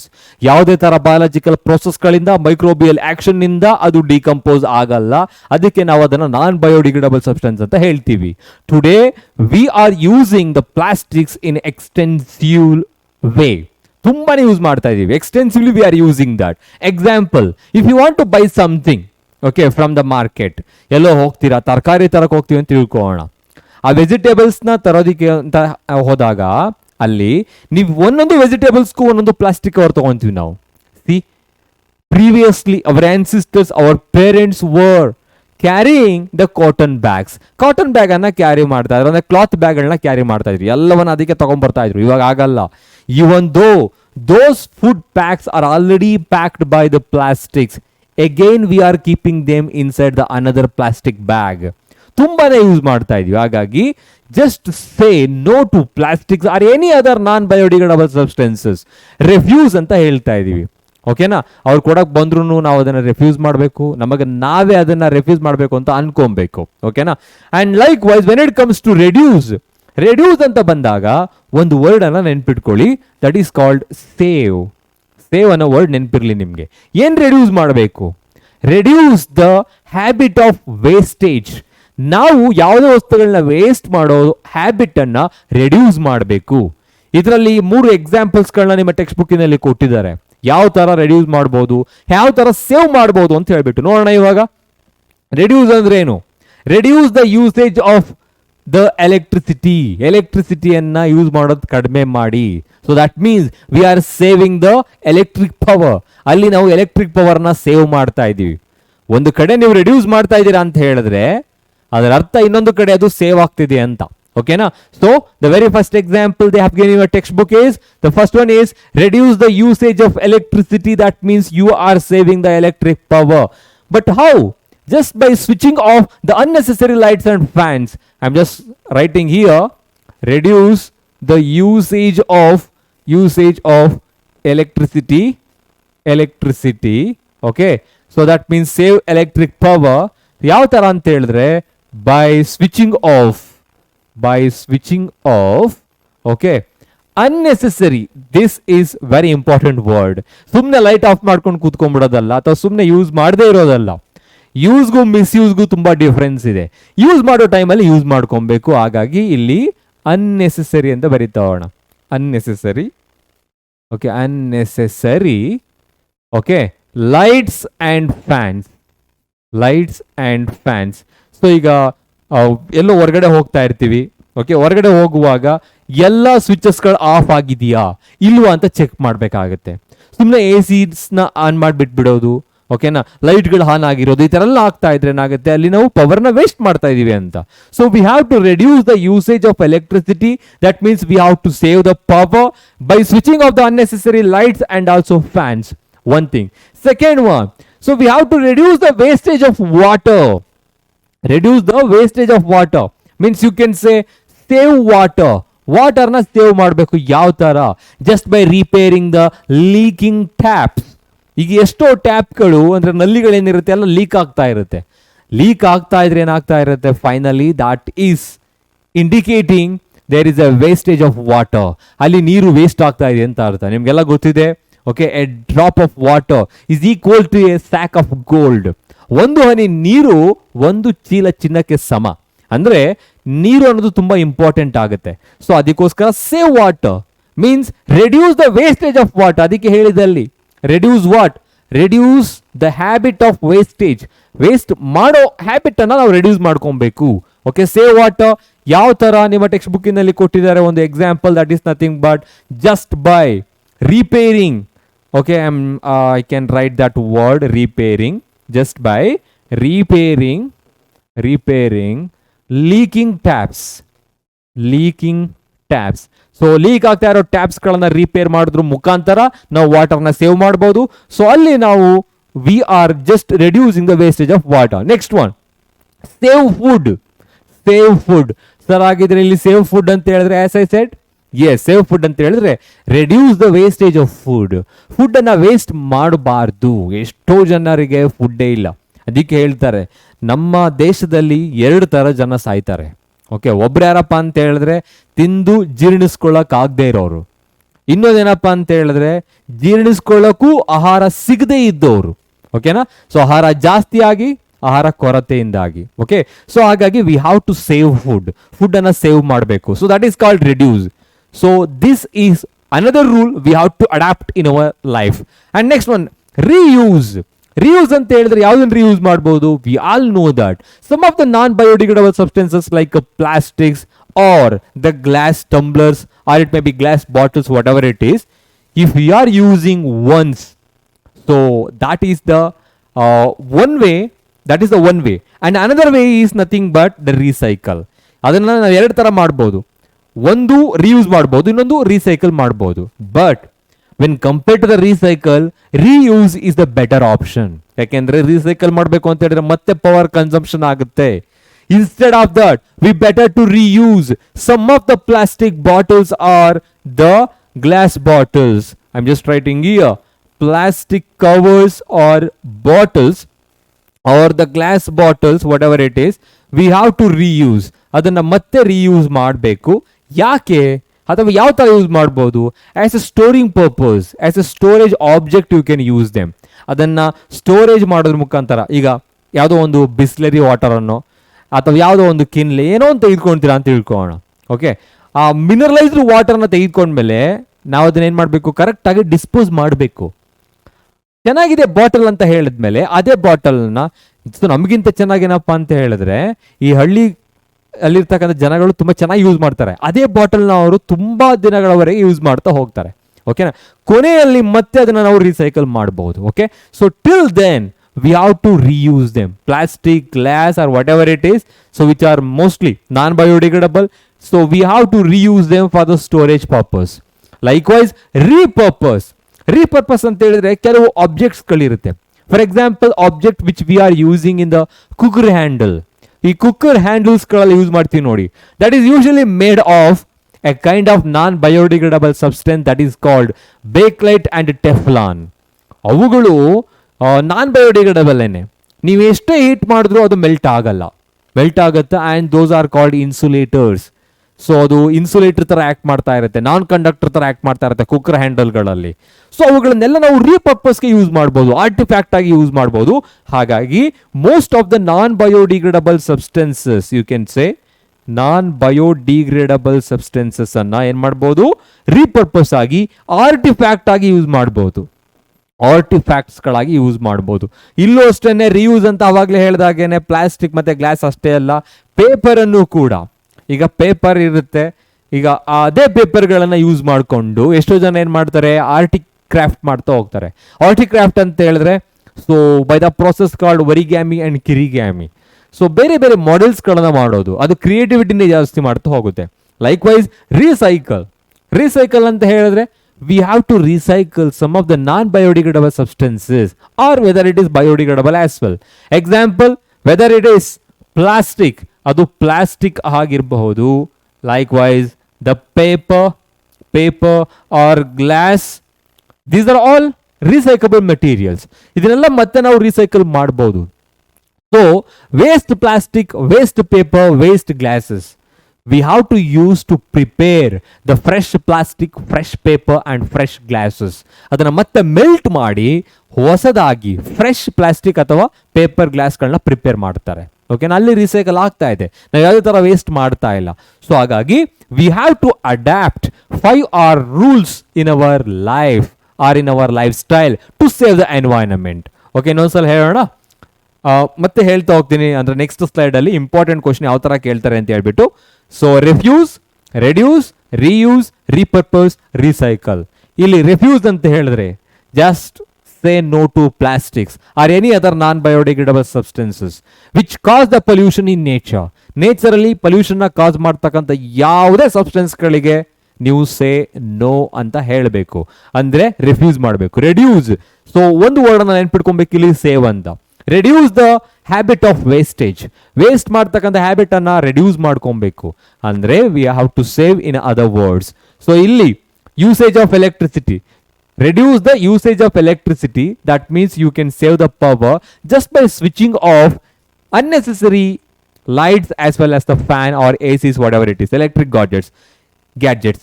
ಅಲ್ಲಿ ಯಾವುದೇ ತರ unnecessary ಆಗಿ use ಮಾಡೋ ಅವಶ್ಯಕತೆ ಇರೋದಿಲ್ಲ. Next, save water. That means reduce the wastage of water just by repairing the leaking taps. Next, save food. That means reduce the wastage of food. And reuse, ಅವಾಗಲೇ ಹೇಳಿದೆ, plastic, glass, paper, whatever they are, we can reuse them. It is a better option when compared to the recycle. Recycle that requires energy or power to produce something as a fresh. ಅದನ್ನ ಇನ್ನೊಂದ್ಸಲ fresh ಆಗಿ produce ಮಾಡಬೇಕು ಅಂತ ಹೇಳಿದ್ರೆ ಅದಕ್ಕೆ power ಬೇಕಾಗುತ್ತೆ. ಅದನ್ನ reuse ಮಾಡ್ಬೋದು ನಾವು. ನೆಕ್ಸ್ಟ್, ಅದೇ ತರ repurpose. Some of the non biodegradable substances which can not be recycle as well. ಅದನ್ನ ರೀಸೈಕಲ್ ಮಾಡೋಕ್ಕಾಗಲ್ಲ. In that cases we can use them as a arty craft. ಬೇರೆ ಬೇರೆ ರೂಪದಲ್ಲಿ ಅದನ್ನ ಯೂಸ್ ಮಾಡ್ಬೋದು. ಸೊ ಅದನ್ನ ಯುಟಿಲೈಸ್ ಮಾಡ್ಕೊಬಹುದು. ಲೈಕ್ವೈಸ್ ರೀಸೈಕಲ್ಗೆ ಬಂದಾಗ some of the waste paper, plastics or glasses which can be used to prepare the fresh plastic paper and glasses. Okay, now this question they're gonna ask. ನೋಡಿ, ಈ question ಅನ್ನ exact ಆಗಿ ಇದೇ ತರ ಕೇಳಿದ್ದಾರೆ. ಓಕೆನಾ, ಬಟ್ ಯಾವ ತರ ಆನ್ಸರ್ ಮಾಡಬೇಕು ನೋಡಿ ಇಲ್ಲಿ. So look at the question. ಎಲ್ರೂ ಕೂಡ of us can do something to reduce our consumption of various natural resources. ನಾವೆಲ್ಲರೂ ಏನ್ ಮಾಡಬೇಕು, ನ್ಯಾಚುರಲ್ ರಿಸೋರ್ಸಸ್ ಅನ್ನ ಯೂಸ್ ಮಾಡೋದನ್ನ, ಕನ್ಸಂಪ್ಷನ್ ಮಾಡೋದನ್ನ ರೆಡ್ಯೂಸ್ ಮಾಡಬೇಕು. List 4 activities based on 3R approach. 5R approaches ಓದೋ ಇವಾಗ. From the beginning of refuse to recycle. ಇಲ್ಲಿ 3R ನ ತೆಗೆದುಕೊಂಡು ರೆಡ್ಯೂಸ್, ರಿಯೂಸ್, ರೀಸೈಕಲ್, ಈ ಮೂರನ್ನ ನೆನ್ಪಿಟ್ಕೊಳ್ಳಿ. ರೆಡ್ಯೂಸ್, ರಿಯೂಸ್, ರೀಸೈಕಲ್, ಇವು 3 ಬೇಸಿಸ್ ಮೇಲೆ ನಾವು ಯಾವ ಯಾವ ಅಪ್ರೋಚಸ್ ಗಳ ಮುಖಾಂತರ ಎನ್ವೈರನ್ಮೆಂಟ್ ಅನ್ನ ಸೇವ್ ಮಾಡಬಹುದು, ನ್ಯಾಚುರಲ್ ರಿಸೋರ್ಸಸ್ ಅನ್ನ ಕನ್ಸಂಪ್ಷನ್ ಮಾಡೋದ್ರ ಮುಖಾಂತರ ಯಾವ ತರ ಉಳಿಬಹುದು ಅಂತ ನೋಡೋಣ ಇವಾಗ. ಸೊ ಅದರಲ್ಲಿ ರೆಡ್ಯೂಸ್, ರೀಸೈಕಲ್, ರೀಯೂಸ್ ಇಲ್ಲ ಇದೆ. ಇವಾಗ ರೆಡ್ಯೂಸ್ ಅಂತ ಹೇಳಿದ್ರೆ we can reduce the consumption of electricity or usage of electricity, I said. Okay, by switching off, ಯಾವ್ದ್ರ ಮುಖಾಂತರ? By switching off unnecessary lights and fans. We can save water by repairing leaking taps. ಒಂದು, ಎಲೆಕ್ಟ್ರಿಸಿಟಿಯನ್ನ save ಮಾಡ್ತಾ ಇದ್ದೀವಿ ಅಂದ್ರೆ we are just reducing the consumption of electricity and we are saving the power. And second one, here we can save water just by repairing leaking taps. So leaking taps ಗಳಿರುತ್ತದನ್ನ repair ಮಾಡೋದ್ರ ಮುಖಾಂತರ ಅಲ್ಲಿ water ನ save ಮಾಡ್ತಾ ಇದ್ದೀವಿ. We are just reducing the wastage of water. Next, recycle. Okay, by recycling we can obtain fresh plastic or paper from the waste plastic, from the waste paper.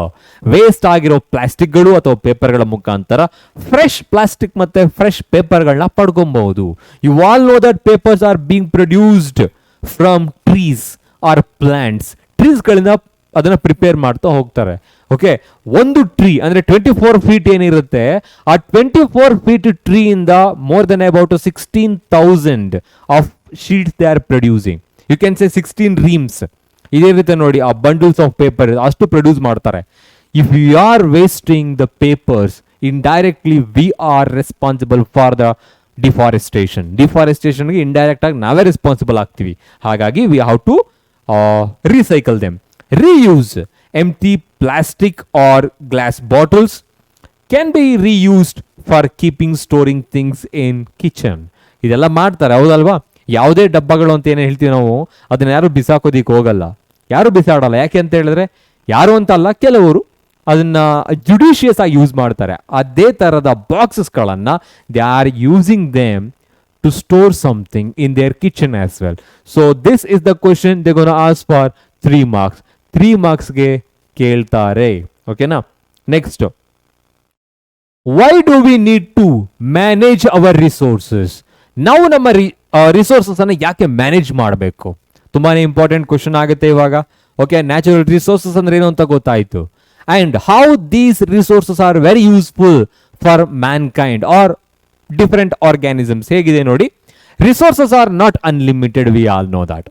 ಯಾವುದು unlimited ಅಲ್ಲ, sunlight ಅನ್ನೋದನ್ನ ಬಿಟ್ರೆ ಉಳಿದಿರೋದೆಲ್ಲವೂ ಕೂಡ ಏನಾಗುತ್ತೆ, deplete ಆಗುತ್ತೆ over use ಮಾಡ್ತಾ ಇದ್ರೆ, whether it is water or it may be the air or the wild life, forest, everything. Okay, and with the human population increasing at the tremendous rate due to improvement in healthcare, the demand for all resources increasing at an exponential rate. Exponential rate ಅಂತ ಹೇಳಿದ್ರೆ ನಿಮ್ಗೆಲ್ಲ ಗೊತ್ತಿರುತ್ತೆ, means tremendous increase ಅಂತ ಹೇಳ್ತೀವಿ. ಈಗ human population ಜಾಸ್ತಿ ಆಗ್ತಾ ಏನಾಗ್ತಾ ಇರುತ್ತೆ, ರಿಕ್ವೈರ್ಮೆಂಟ್ಸ್ ಕೂಡ ಜಾಸ್ತಿ ಆಗುತ್ತೆ. ಆಸ್ ದ ಪಾಪ್ಯುಲೇಷನ್ ಇನ್ಕ್ರೀಸಸ್ ಏನಾಗುತ್ತೆ, deforestation increases, because we need to construct buildings, we need to construct industries. So for that construction we are destructing the forest. Okay, ಈಗ ಫಾರೆಸ್ಟ್ ಅಂತ ಹೇಳಿದ್ರೆ natural resources. If we are destructing the forest, the natural habitat of different animals, so ಅದೇನಾಗುತ್ತೆ, extinct ಆಗುತ್ತೆ. So most of the wild life depends on forest, they became orphan. ಅವು orphan ಆಗುತ್ತೆ, one day or other day they became endangered and extinct as well. So ಹಾಗಾಗಿ we need to manage our resources, because that we have received from our ancestor, we must pass this to the next generation.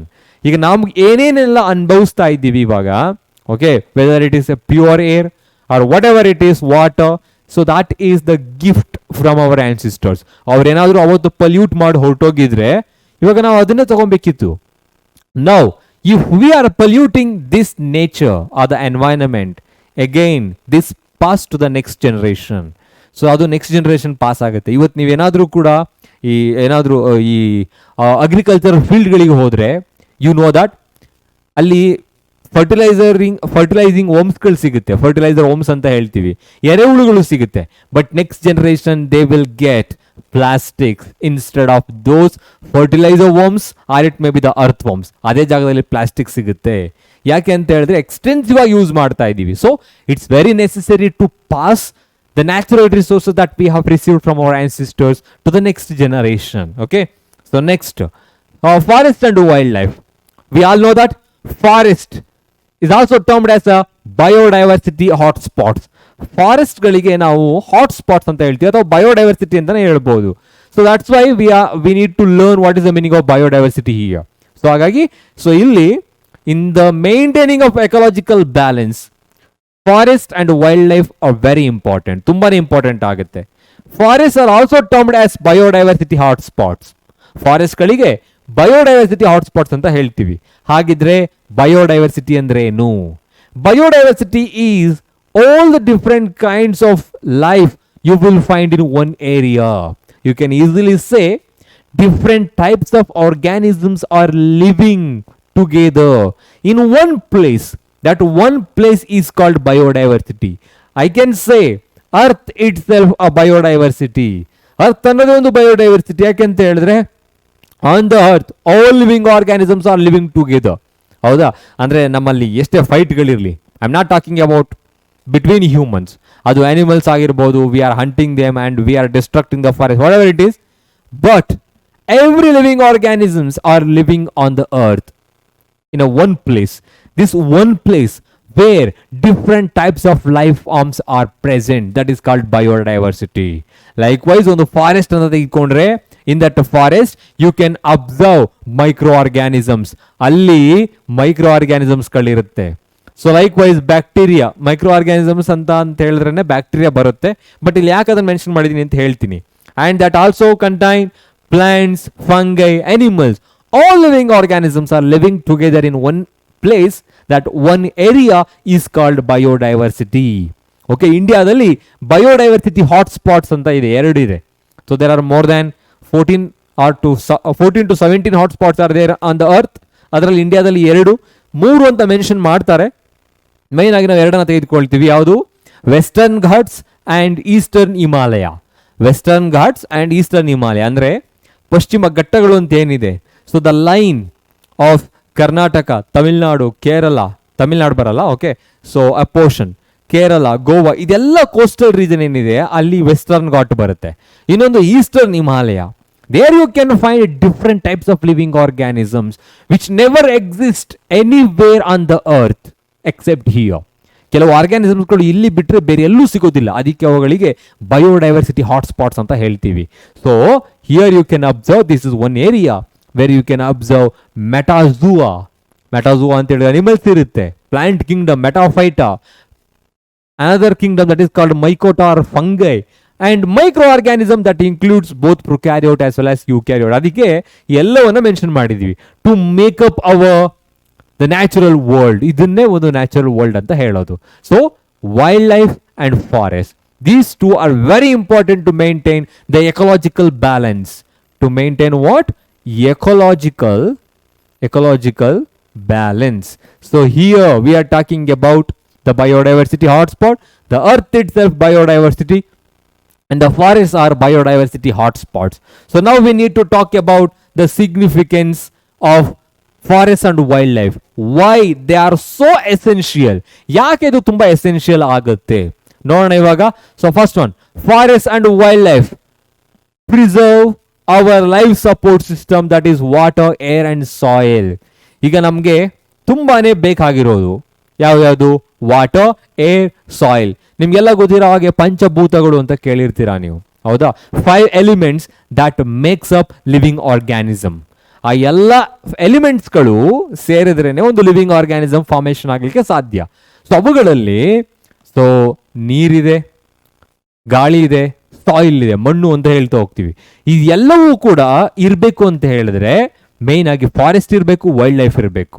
ಯಾಕೆಂದ್ರೆ forest ಅವಾಗಲೇ ಹೇಳಿದಾಗೇನೆ that holds the soil, that increases the fertility of the soil. So if the soil is fertile, ಆ soil fertile ಆಗಿದ್ರೆ that increases the percolation of water, so that underground water increases, underground water ಜಾಸ್ತಿ ಆಗುತ್ತೆ. ಹಾಗಾಗಿ forest and wild life both are responsible for preserving our life support system called water, air and soil. Next, providing habitat for animals and livelihood for humans. ನಮಗೆ ಬದುಕೋದಿಕ್ಕೆ ಬೇಕಾಗಿರೋದು. So you need timbers to make furnitures, you need something to construct, so you need to depend on forest, that is called livelihood ಅಂತ ಹೇಳ್ತೀವಿ, livelihoods. But ಇಲ್ಲಿಗೆ ಬಂದಾಗ providing habitat for animals, ನಾವು ಕೂಡ ಅನಿಮಲ್ಸೇ, ಆದರೆ ವೈಲ್ಡ್ ಲೈಫ್ ಅಂತ ಬಂದಾಗ other organisms except human, they depends on forest. Forest is the home for other animals. Okay, ಹಾಗಾಗಿ it's a natural habitat for the different animals. If we are destructing that, their natural habitat becomes lost and finally they enter cities. So ಇವಾಗ ನೋಡ್ತಾ ಇದ್ದೀರಾ ಚಿರತೆಗಳೆಲ್ಲ ಸಿಟಿಗಳಿಗೆ ಬರ್ತಾ ಇರೋದು. ಯಾಕೆ ಬರ್ತಾ ಇದೆ? Because we are destructing their natural habitat, hence they are just entering into our natural habitat. ನಮ್ಮ ಹ್ಯಾಬಿಟ್ಯಾಟ್ಗೆ ಅದು ಬರ್ತಾ ಇದೆ. Okay, next, forest are also offer watershed protection, prevent soil erosion and mitigate climate changes. As I said, forests are very important and they are preserving our life support system. How? Because they are responsible for watershed protection. Watershed protection ಆಗಿರಬಹುದು, prevent soil erosion. Soil erosion ಅಂದ್ರೆ ಗೊತ್ತಿರುತ್ತೆ ನಿಮಗೆ, removal of top layer of the soil, it is called soil erosion. ಆ soil erosion prevent ಮಾಡೋದು ಯಾವುದು ಅಂತ ಹೇಳಿದ್ರೆ trees ಮತ್ತೆ ಫಾರೆಸ್ಟ್ಗಳು. Just by holding the forest with the help of their roots, ಅವುಗಳ ಮುಖಾಂತರ ಆ ಸಾಯಿಲ್ ಅನ್ನ ಹೋಲ್ಡ್ ಮಾಡಿ ಇಟ್ಕೊಳ್ಳುತ್ತೆ. By that way that prevents the soil erosion and mitigate climate changes. Forest ಇಲ್ಲ ಅಂತ ಹೇಳಿದ್ರೆ ವಾಟರ್ ಸೈಕಲ್ ಇರೋದಿಲ್ಲ, ಹೌದಾ? ಎಲ್ಲಿ ಮರಗಳು ಜಾಸ್ತಿ ಇರುತ್ತೋ, ಎಲ್ಲಿ ಫಾರೆಸ್ಟ್ ಇರುತ್ತೋ ಅಲ್ಲಿ ಮಳೆ ಬರುತ್ತೆ. ಸೊ ಹಾಗಾಗಿ it mitigates so the climate changes, ಅಂದ್ರೆ ಈ ಬದಲಾವಣೆಗಳನ್ನ ಕಂಟ್ರೋಲ್ ಮಾಡ್ತಾ ಇರುತ್ತೆ, ವಾಟರ್ ಸೈಕಲ್ನ ಕಂಟ್ರೋಲ್ ಮಾಡುತ್ತೆ. Wildlife play an important role in stabilizing the environment by controlling various factors such as population of insects and other organisms. You can directly say ecological balance, as I said in the previous slide. So ecological balance ಅನ್ನು maintain ಮಾಡುತ್ತೆ ಅಂತ ಹೇಳ್ಬೋದು.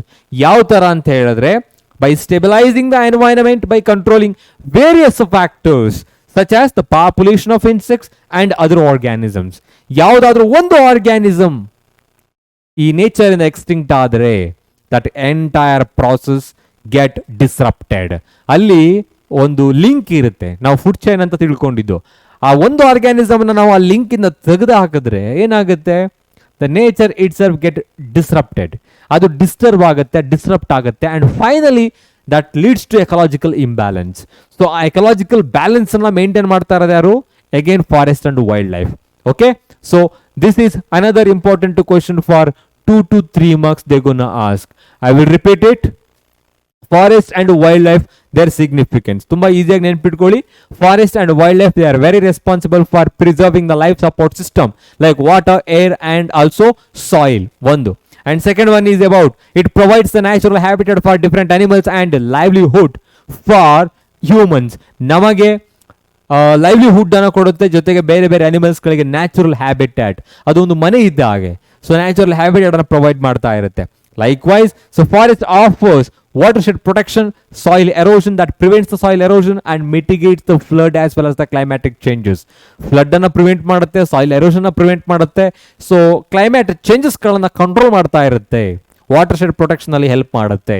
And the last one, that maintains the ecological balance just by maintaining the population of insects and other organisms in the forest and that area, biodiversity. So these are the importances of forest and wildlife. Now we need to talk about stakeholders. So ಇದು important question ಆಗುತ್ತೆ. ಹಾಗಿದ್ರೆ ಎಲ್ಲವೂ important sir, ಎಲ್ಲವನ್ನೂ important ಅಂತ ಹೇಳ್ತಾ ಇದ್ವಿ, but this is the way of asking the question. ಈ ತರ ಕ್ವಶನ್ ಕೇಳ್ತಾರೆ ಅಂತ. ಓಕೆನಾ? ಲಾಸ್ಟ್ ಅಲ್ಲಿ ಬಂದಾಗ significance of wild life and forest. ಇಲ್ಲಿಗೆ ಬಂದಾಗ right any 4 stake holders who depends on forest. Forest ಮೇಲೆ ಡಿಪೆಂಡ್ ಆಗಿರ್ತಕ್ಕಂಥ ಸ್ಟೇಕ್ ಹೋಲ್ಡರ್ಸ್ಗಳು ಯಾರ್ಯಾರು? ಸೊ ಈಗ ನೋಡೋಣ, ಫಸ್ಟ್ ಡೆಫಿನೇಷನ್ ತಿಳ್ಕೊಳ್ಳೋಣ. Stakeholders.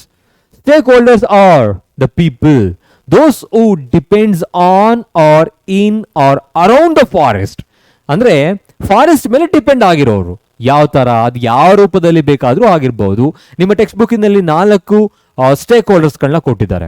So let us study one by one. Those 4 stakeholders who depends on forest are, very first one is people, those who are living in or around. People living in or around the forest, around the forest. Okay, ಈಗ ನಾವು ಅವ್ರನ್ನ tribal people ಅಂತಾನೆ ಹೇಳೋಕ್ಕಾಗಲ್ಲ, ಕಾಡು ಜನಗಳು ಅಂತಾನೆ ಹೇಳೋದಿಕ್ಕಾಗಲ್ಲ. They may people those who are living near the forest. Forest ಪಕ್ಕದಲ್ಲಿ ಯಾವುದೋ ವಿಲೇಜ್ ಅಲ್ಲಿ ಇರೋರು. They also depends on forest for different products. Forest product like firewoods. Firewoodಗಳು ಬೇಕಾಗುತ್ತೆ. They need small timbers to construct their huts. So ಅವರಿಗೆ ಕೆಲವು ಟಿಂಬರ್ಸ್ಗಳು ಬೇಕಾಗುತ್ತೆ. They must depends on forest. So they are the first stakeholders. Who are they? People, those who are living in or around the forest are the stakeholders. And second one, forest department of the government.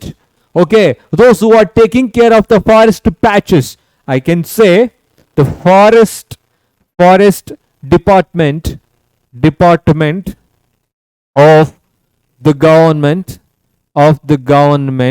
Okay, so those who depends on the forest for different purposes. So ಈಗ ನೀವು ಎಷ್ಟೋ ಸಲ ಕೇಳಿರ್ತೀರಾ wild life safari sanctuaries ಅಂತ ಕೇಳಿರ್ತೀರಾ, R national park ಅಂತ ಕೇಳಿರ್ತೀರಾ, ಹೌದಾ? So biosphere ರಿಸರ್ವೈರ್ಸ್ ಅಂತ ಕೇಳಿರ್ತೀರಾ. ಇದೆಲ್ಲ ಏನಿದೆ, these are government owned lands. ಇದನ್ನ ಗವರ್ಮೆಂಟ್ ಓನ್ ಮಾಡಿದೆ. ಆ ಪರ್ಟಿಕ್ಯುಲರ್ ಜಾಗ ಯಾಕೆ ಓನ್ ಆಗಿದೆ ಅಂತ ಹೇಳಿದ್ರೆ, so to protect the natural resources and also they can make the money. So with the help of ಟೂರಿಸಮ್ನ ಮುಖಾಂತರ ಅವರು ಹಣವನ್ನು ಮಾಡಬಹುದು. ಅದು ಸೆಕೆಂಡರಿ. ಬಟ್ ಪ್ರೈಮರಿ ಅಂತ ಬಂದಾಗ our primary object is to save the environment. Okay, so the forest department also depends on forest to save them. ಅದರಲ್ಲಿ indirect ಆಗಿ ಸೆಲ್ಫಿಶ್ನೆಸ್ ಕೂಡ ಇರುತ್ತೆ ನಮ್ದು. ಏನಂತ ಹೇಳಿದ್ರೆ, we need to conserve the forest and wild life to maintain the ecological balance. ಹಾಗಾಗಿ you can say the forest department of the government, also the stakeholders. And third one, industrialists. I can say industrialists ಅಂತ ಹೇಳಿದ್ರೆ, these are the large group of community, okay, giant and also rich people, those who are having number of industries, factories. So to produce something they need some raw materials, right? Those raw materials are obtained from the forest. So ಹಾಗಾಗಿ industrialist who depends on forest ಮೇಲೆ depend ಆಗಿರ್ತಾರೆ. ಯಾಕೆ ಅಂತ ಹೇಳಿದ್ರೆ, for what? For the raw materials. Okay, so ನೆಕ್ಸ್ಟ್ಗೆ ಬಂದರೆ okay, ಇಲ್ಲಿಗೆ ಬಂದಾಗ wild life and natural enthusiasts, you know that. ಈಗ ಕನ್ಸರ್ವೇಷನ್ ಅಂತ ಬಂದಾಗ NGOs ಅಂತ ಕೇಳಿರ್ತೀವಿ ನಾವು, ನಾನ್ ಗವರ್ನಮೆಂಟ್ ಆರ್ಗನೈಸೇಷನ್ಸ್ ಅಂತ ಹೇಳ್ಬಿಟ್ಟು. They never comes under the government ಕೆಳಭಾಗದಲ್ಲಿ ಬರೋದಿಲ್ಲ. ಅವ್ರು ಏನ್ ಮಾಡ್ತಾರೆ ಅಂತ ಹೇಳಿದ್ರೆ, ಸೊ ಫಂಡ್ ರೈಸರ್ ಅಂತ ಕೇಳಿರ್ತೀರ, ಅದ್ರ ಮುಖಾಂತರ ತಮ್ಮಷ್ಟಕ್ಕೆ ತಾವೇ ಸೊ ಎನ್ವೈರನ್ಮೆಂಟ್ ಅನ್ನ ಅಥವಾ ವೈಲ್ಡ್ ಲೈಫ್ ಅನ್ನ ಕನ್ಸರ್ವ್ ಮಾಡ್ತಾ ಹೋಗ್ತಾರೆ. ಅವರುಗಳಿಗೆ ನಾವೇನಂತ ಹೇಳ್ತೀವಿ, ಎಂಥ್ಯೂಸಿಯಾಸ್ ಅಂತ ಹೇಳ್ತೀವಿ. You can say wild life and natural enthusiasts. I am just writing here wild life and nature or natural, you can say nature enthusiasts. Okay, ಉತ್ಸಾಹಕರು ಅಥವಾ ಉತ್ಸಾಹಕರು ಅಂತ ಕನ್ನಡದಲ್ಲಿ ಹೇಳ್ಬೋದು. So these are the 4 important stake holders who depends on forest. Examination ಅಲ್ಲಿ almost ಇದು important question ಆಗಿರುತ್ತೆ. You can say compulsory question. ಓಕೆನಾ ಸರ್? ಆಗಿದ್ರೆ ಬರೀ ಇಷ್ಟು ಬರೆದ್ರೆ ಸಾಕಾಗುತ್ತಾ? You can explain it little bit more. ಅದನ್ನು ನಾನು ನೆಕ್ಸ್ಟ್ ಸ್ಲೈಡಲ್ಲಿ ಎಕ್ಸ್ಪ್ಲೈನ್ ಮಾಡ್ತೀನಿ ಯಾವ್ಯಾವುದು ಅಂತ ಹೇಳ್ಬಿಟ್ಟು. ಇದು 4 ಮತ್ತೆ ಇಲ್ಲಿ ನೋಡಿ ಇವಾಗ.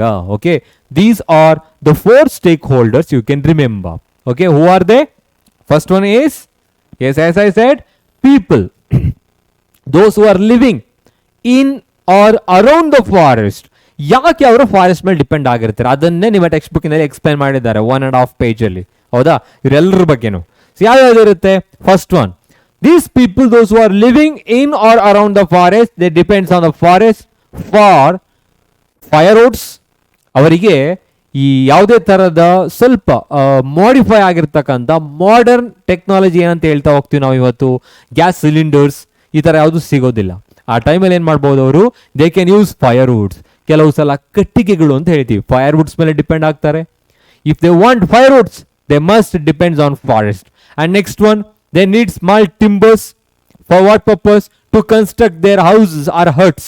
ಅವರ ಗುಡಿಸಲುಗಳನ್ನ ಮನೆಗಳನ್ನ ಕಟ್ಕೊಳ್ಳೋದಿಕ್ಕೆ. Thatch, you know that these are the long leaves or the large leaves that can be wrapped over the huts. So ಮಳೆ ಬಂದಾಗ ಅಥವಾ ಬಿಸಿಲಿದ್ದಾಗ ಅದಕ್ಕೆ ಯಾವುದೇ ತರ ಆಗಬಾರ್ದು ಅಂತ ಹೇಳ್ಬಿಟ್ಟು ಲಾರ್ಜ್ ಲೀವ್ಸ್ಗಳನ್ನ ಏನು ಮಾಡ್ತಾರೆ, ಮೇಲ್ಭಾಗದಲ್ಲಿ ಕವರ್ ಮಾಡ್ತಾರೆ. So those covering leaves are called thatches. Bamboo to make hut and baskets. You know, these baskets are very important for them because to store, to keep something or to carry something, they need to make some baskets. Okay, so carry bags anta helona. Okay, so these baskets, you know, that must be made of bamboo. Adu bamboo indane agirutte. Idu kuda forest product ane. Hagagi people those who are living in or around the forest, they depends on forest for their firewoods, their small timbers, thatch, bamboo to make hut and baskets. Nowadays, the forest patches which we have provided for those people is very less. It's very limited. ತುಂಬಾ ಕಡಿಮೆ ಆಗಿದೆ. ಯಾಕಂತ ಹೇಳಿದ್ರೆ ಅವಾಗಲೇ ಹೇಳಿದಾಗೆ, so government gonna own most of the land, forest land, and they never allow other people to enter there. Okay, ಯಾವುದೇ ತರ people ಅಲ್ಲಿ ಹೋಗೋ ಆಗಿಲ್ಲ. And when it comes to the second one, forest department of the government, independent government. Independent India. So ಇವಾಗ ಯಾಕೆ ನಾವು independent India ಅಂತ ಅಲ್ಲಿ ವರ್ಡ್ಸ್ ಹೇಳಿಸ್ತಾ ಇದೀವಿ ಅಂತ ಹೇಳಿದ್ರೆ, before 1947 so our country was ruled by British ಇಂದ ರೂಲ್ ಆಗ್ತಾ ಇತ್ತು. ಸೊ ಇನ್ ದಟ್ ಕೇಸಸ್ ಅವ್ರು ಏನ್ ಮಾಡ್ತಾ ಇದ್ರು, they were using our forest in a different way. So lot of what is that deforestation was happening. ತುಂಬಾ ಆಗ್ತಾ ಇತ್ತು deforestation. So even after the independence ಆದ್ಮೇಲೂ ಕೂಡ ದಟ್ ಕಂಟಿನ್ಯೂಸ್, ಅದು ಮತ್ತೆ ಕಂಟಿನ್ಯೂ ಆಗ್ತಾ ಹೋಗುತ್ತೆ. But independent India they came up with another solution to replace that forest patches which as already degraded because of the deforestation. Deforestation ಇಂದ forest patches ಗಳೆಲ್ಲ ಹೊರಟೋಗಿತ್ತಲ್ಲ, ಅದನ್ನ ಮತ್ತೆ ರೀಪ್ಲೇಸ್ ಮಾಡ್ಲಿಕ್ಕೆ ಅವರು ಒಂದು ಪ್ಲಾನ್ ತಗೊಂಡ್ಬರ್ತಾರೆ. That plan it is called monocultures. What is that? Monocultures ಅಂತ ಹೇಳಿದ್ರೆ they are just planting same kind of trees. For example, whenever you go to any kind of forest nowadays, you can observe teak wood or you can observe the eucalyptus. ಅಂದ್ರೆ ಈ ದೊಡ್ಡ ಮರಗಳಿರುತ್ತೆ ನೋಡಿ. ನೀವೆಲ್ಲಾದ್ರೂ ಹೋಗ್ತಿದ್ರೆ normal ಆಗಿ ಈ ಬಿಳಿಗಿರಿ ರಂಗನ hills ಅಂತ ಇರುತ್ತಲ್ಲ, ದಾಂಡೇಲಿ ಅಂತ ಇರುತ್ತಲ್ಲ, ಇದೆಲ್ಲ ಅದು naturally reserved forest. There you can find different types of plant species, tree species. ಆದರೆ ಲೋಕಲ್ ಇರ್ತಕ್ಕಂಥ ಫಾರೆಸ್ಟ್ಗಳೇನಿರುತ್ತೆ, ಬೆಟ್ಟ ಗುಡ್ಡಗಳ ಮೇಲ್ಭಾಗದಲ್ಲಿ ಒಂದೇ ಥರ ಮರಗಳಿರುತ್ತೆ. ಅದು ಕೂಡ ನೀಲಗಿರಿ ಮರಗಳು ಅಂತ ಕೇಳಿರ್ಬೋದು ನೀವು, ಯೂಕಲಿಪ್ಟಸ್ ಅಂತ ಹೇಳ್ಬಿಟ್ಟು. ಇದನ್ನೇ ಮಾನೋಕಲ್ಚರ್ಸ್ ಅಂತ ಹೇಳ್ತೀವಿ. So instead of growing different types of different species of plants and trees, we started to grow only one kind of a tree. ಯಾವುದೋ ಒಂದು ಟ್ರೀಯನ್ನು ಬೆಳೀತಾ ಇರೋದು. So it also causes ecological imbalance. ಇದು ನಮ್ಗೆ ಅರ್ಥ ಆಗ್ತಿಲ್ಲ ಅಷ್ಟೇ, but finally that leads to ecological imbalance. We have to grow different types of plant species there. Okay, ಅಲ್ಲೂ ಕೂಡ ಇಲ್ಲಿ ಏನಾಗುತ್ತೆ, ಆಫ್ಟರ್ ದಾಟ್ ಅದು ಒಂದಾಯ್ತು monocultures, growing same kind of plants and trees. But second one ಏನಂತ ಹೇಳಿದ್ರೆ, even after that British rule ಆದ್ಮೇಲೂ ಕೂಡ they started to ignoring the local knowledge. As I said, traditional customs, local knowledge ಅಂತ ಏನು ಹೇಳ್ತಾ ಹೋಗ್ತೀವಿ. You know, most people they depends on forest not only for firewood, small timbers or thatch. They also depend on forest for their Ayurvedic medicine. ಅವರು ಯಾವತ್ತೂ ಕೂಡ ಹಾಸ್ಪಿಟಲ್ಗೆ ಹೋಗ್ತಾ ಇರಲಿಲ್ಲ ಅವಾಗ. They were just entering the forest and they were bringing some of the leaves which are very rare, ತುಂಬಾ rare ಆಗಿರ್ತಕ್ಕಂಥ ಕೆಲವು ಪ್ಲಾಂಟ್ ಸ್ಪೀಶೀಸ್ಗಳು ಸಿಗ್ತಾ ಇದ್ದವು. and they were making their own ಮೆಡಿಸಿನ್ಗಳನ್ನ ಪ್ರಿಪೇರ್ ಮಾಡ್ತಾ ಇದ್ರು. by taking that they were very happy and they were illness, ಯಾವುದೇ ತರ ಇಲ್ನೆಸ್ ಇರಲಿಲ್ಲ ಅಲ್ಲಿ. ಓಕೆನಾ? ಸೊ ಬಟ್ ಅಲ್ಲಿ ಲೋಕಲ್ ನಾಲೆಡ್ಜ್ ನಾವು ಇಗ್ನೋರ್ ಮಾಡ್ತಾ ಇದೀವಿ. We were ignoring the local knowledge. So that is called forest department. You can just write that. So forest owned lands including the national reservoirs, or it may be the biosphere reservoirs, sanctuaries, whatever it is. Next year, industrialists, as I said, people, those who depends on forest, so to make some products, so adana produce ಮಾಡಬೇಕು ಅಂತ ಹೇಳಿದ್ರೆ they depends on forest for the raw materials for their products. Forest degradation is happening. ಅಲ್ಲಿ ಒಂದು word extra ಸೇರಿಸ್ತಾ ಇದೀನಿ ಇವಾಗ. ಅಂದ್ರೆ ಒಂದು ಅಡ್ವಾಂಟೇಜ್ ಕೂಡ ಇರುತ್ತೆ, ಇನ್ನೊಂದು ಡಿಸ್ಅಡ್ವಾಂಟೇಜ್ ಕೂಡ ಇರುತ್ತೆ. Advantage, they are producing the products. Disadvantage, so because of that the forest is being degraded. ಅಲ್ಲಿ ಡಿಫಾರೆಸ್ಟೇಷನ್ ಆಗ್ತಾ ಇರುತ್ತೆ. ಓಕೆನಾ? So industrialist. Likewise wild life and nature enthusiast, conservation of forest and wild life like lion, tiger, elephants and medicinal plants. Okay, ಕೆಲವು ಅನಿಮಲ್ಸ್ಗಳಾಗಿರ್ಬೋದು, ಕೆಲವು ಪ್ಲಾಂಟ್ಸ್ಗಳಾಗಿರ್ಬೋದು, ಕೇಳಿರ್ತೀರ ನೀವು. ಪ್ರಾಜೆಕ್ಟ್ ಟೈಗರ್ ಅಂತ, ಪ್ರಾಜೆಕ್ಟ್ ಎಲಿಫೆಂಟ್ ಅಂತ, project white tiger, project blue whale ಅಂತೆಲ್ಲ ಕೇಳಿರ್ತೀರ.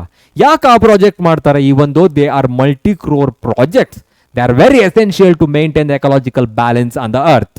Okay, so these wild life and nature enthusiast, they are taking care of different animals like lions, tigers, elephants and medicinal plants. Very important. Medicinal plants ಇವಾಗ ನಮಗೆ ಗೊತ್ತೇ ಆಗೋಲ್ಲ. ಅಂದರೆ ಹಿಂದೆ ನಮ್ಮ ancestors ಏನಿದ್ರು, they were just preparing the medicinal plants by taking, medicines just by using medicinal plants which are available locally.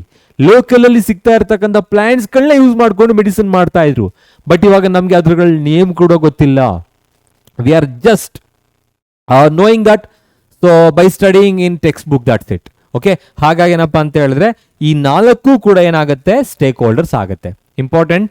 So as I said 3 ಮಾರ್ಕ್ಸ್ಗೆ ಇದನ್ನ ಕೇಳ್ತಾರೆ. ಓಕೆನಾ? So remember that stakeholders. Now Amrita Devi Bishnoi, why we need to study about her? Great personalities ಅಂತ ಬಂದಾಗ ನೀವು ಕೇಳಿರ್ತೀರ ಕರ್ನಾಟಕದಲ್ಲಿ ಸಾಲು ಮರದ ತಿಮ್ಮಕ್ಕ ಅಂತ ಹೇಳ್ಬಿಟ್ಟು. She has planted thousands of trees in Ramanagara district. Okay, ಅಂದ್ರೆ ಅವರಿಗೇನು ಗೊತ್ತಿರಲಿಲ್ಲ. Though they know that how nature is so important for the next generation.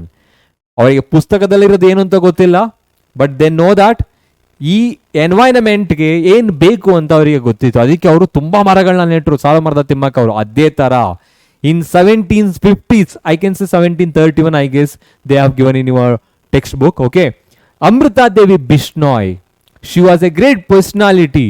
She started to protect some of the trees in her village. Okay, traditional trees, you can say those are called kejri. ಇದನ್ನ common ಆಗಿ ಒಂದು 1 mark question ಅಲ್ಲಿ ಕೇಳ್ತಾರೆ. Kejri trees ಅಂತ ಹೇಳ್ಬಿಟ್ಟು. Okay, and ಎಲ್ಲಿ? Kejrali village. So now I am talking about Amrita Devi Bishnoi in 1731. Along with her, so 363 people, they were sacrificed their life to protect these kind of trees. ಈಗ ಯಾವುದೋ ಒಂದು ಮರ ಯಾರೋ ಒಬ್ಬರು ಕಡಿತಿದ್ದಾರೆ ಅಂತ ಹೇಳಿದ್ರೆ ಗೊತ್ತೇ ಆಗಲ್ಲ, ಓಕೆನಾ. ಸೊ ಎಲ್ಲ ನ್ಯೂಸಲ್ಲಿ ನೋಡ್ತಾ ಇರ್ತೀವಿ ನಾವು. So overnight they have destructed more than hundreds of trees in Bangalore. ನಮಗೆ ಗೊತ್ತೇ ಆಗಲ್ಲ, ಓವರ್ ನೈಟ್ ಆಗ್ತಾ ಇರ್ತದೆ ಎಲ್ಲ. ಆದರೆ ಅಲ್ಲಿ 70s ಅಲ್ಲಿ, ಐ ಮೀನ್ 18th ಸೆಂಚುರಿ ಅದು, ಅಂದರೆ 1731 ಯಾರೋ ಒಬ್ರು ಬಂದ್ಬಿಟ್ಟು ಆ ಮರ ಗಿಡಗಳನ್ನ ಕಡಿತಾ ಇದ್ದಾರೆ. ಅದು ಕೂಡ ಬ್ರಿಟಿಷ್ ರೂಲಿಂಗ್ ಎರ ಆಗಿತ್ತು ಆ ಟೈಮಲ್ಲಿ. ಆ್ಯಂಡ್ ಶೀಸ್ ಪ್ರೊಟೆಸ್ಟ್ ದಾಟ್, ಅದನ್ನು ಪ್ರೊಟೆಸ್ಟ್ ಮಾಡ್ತಾರೆ, ಓಕೆನಾ. And finally they started to protect these kind of trees. They are called Khejri trees in Khejarli villages. Okay, ಈ ಒಂದು ಸಿಗ್ನಿಫಿಕೆಂಟ್ ಒಂದು ಪರ್ಸನಾಲಿಟಿಯನ್ನು ಐಡೆಂಟಿಫೈ ಮಾಡಿ India has recently announced an award, ಒಂದು ಅವಾರ್ಡ್ ಅನ್ನು ಅನೌನ್ಸ್ ಮಾಡಿದ್ದಾರೆ. That is called Amrita Devi Bishnoi national award. National award, national award for wildlife conservation, for wildlife conservation.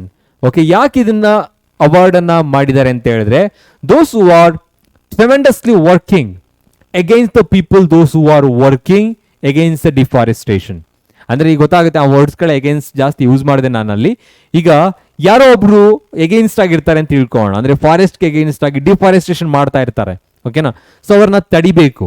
ಜೊತೆಗೆ NGOs ಆಗಿ ನಾನ್ ಗವರ್ನಮೆಂಟ್ ಆರ್ಗನೈಸೇಷನ್ಸ್ಗಳು, ಎಂಥ್ಯೂಸಿಯಾಸ್ಟ್ಗಳು ಏನು ಮಾಡ್ತಾ ಹೋಗ್ತಾರೆ, they started to protect the environment, the nature protect ಮಾಡ್ತಾ ಇರ್ತಾರೆ. ಸೊ ಅಂಥವ್ರನ್ನ ಐಡೆಂಟಿಫೈ ಮಾಡಿ ಅವರಿಗೆ ಈ ನ್ಯಾಷನಲ್ ಅವಾರ್ಡನ್ನು ಕೊಡ್ತಾರೆ in the memory of Amrita Devi Bishnoi.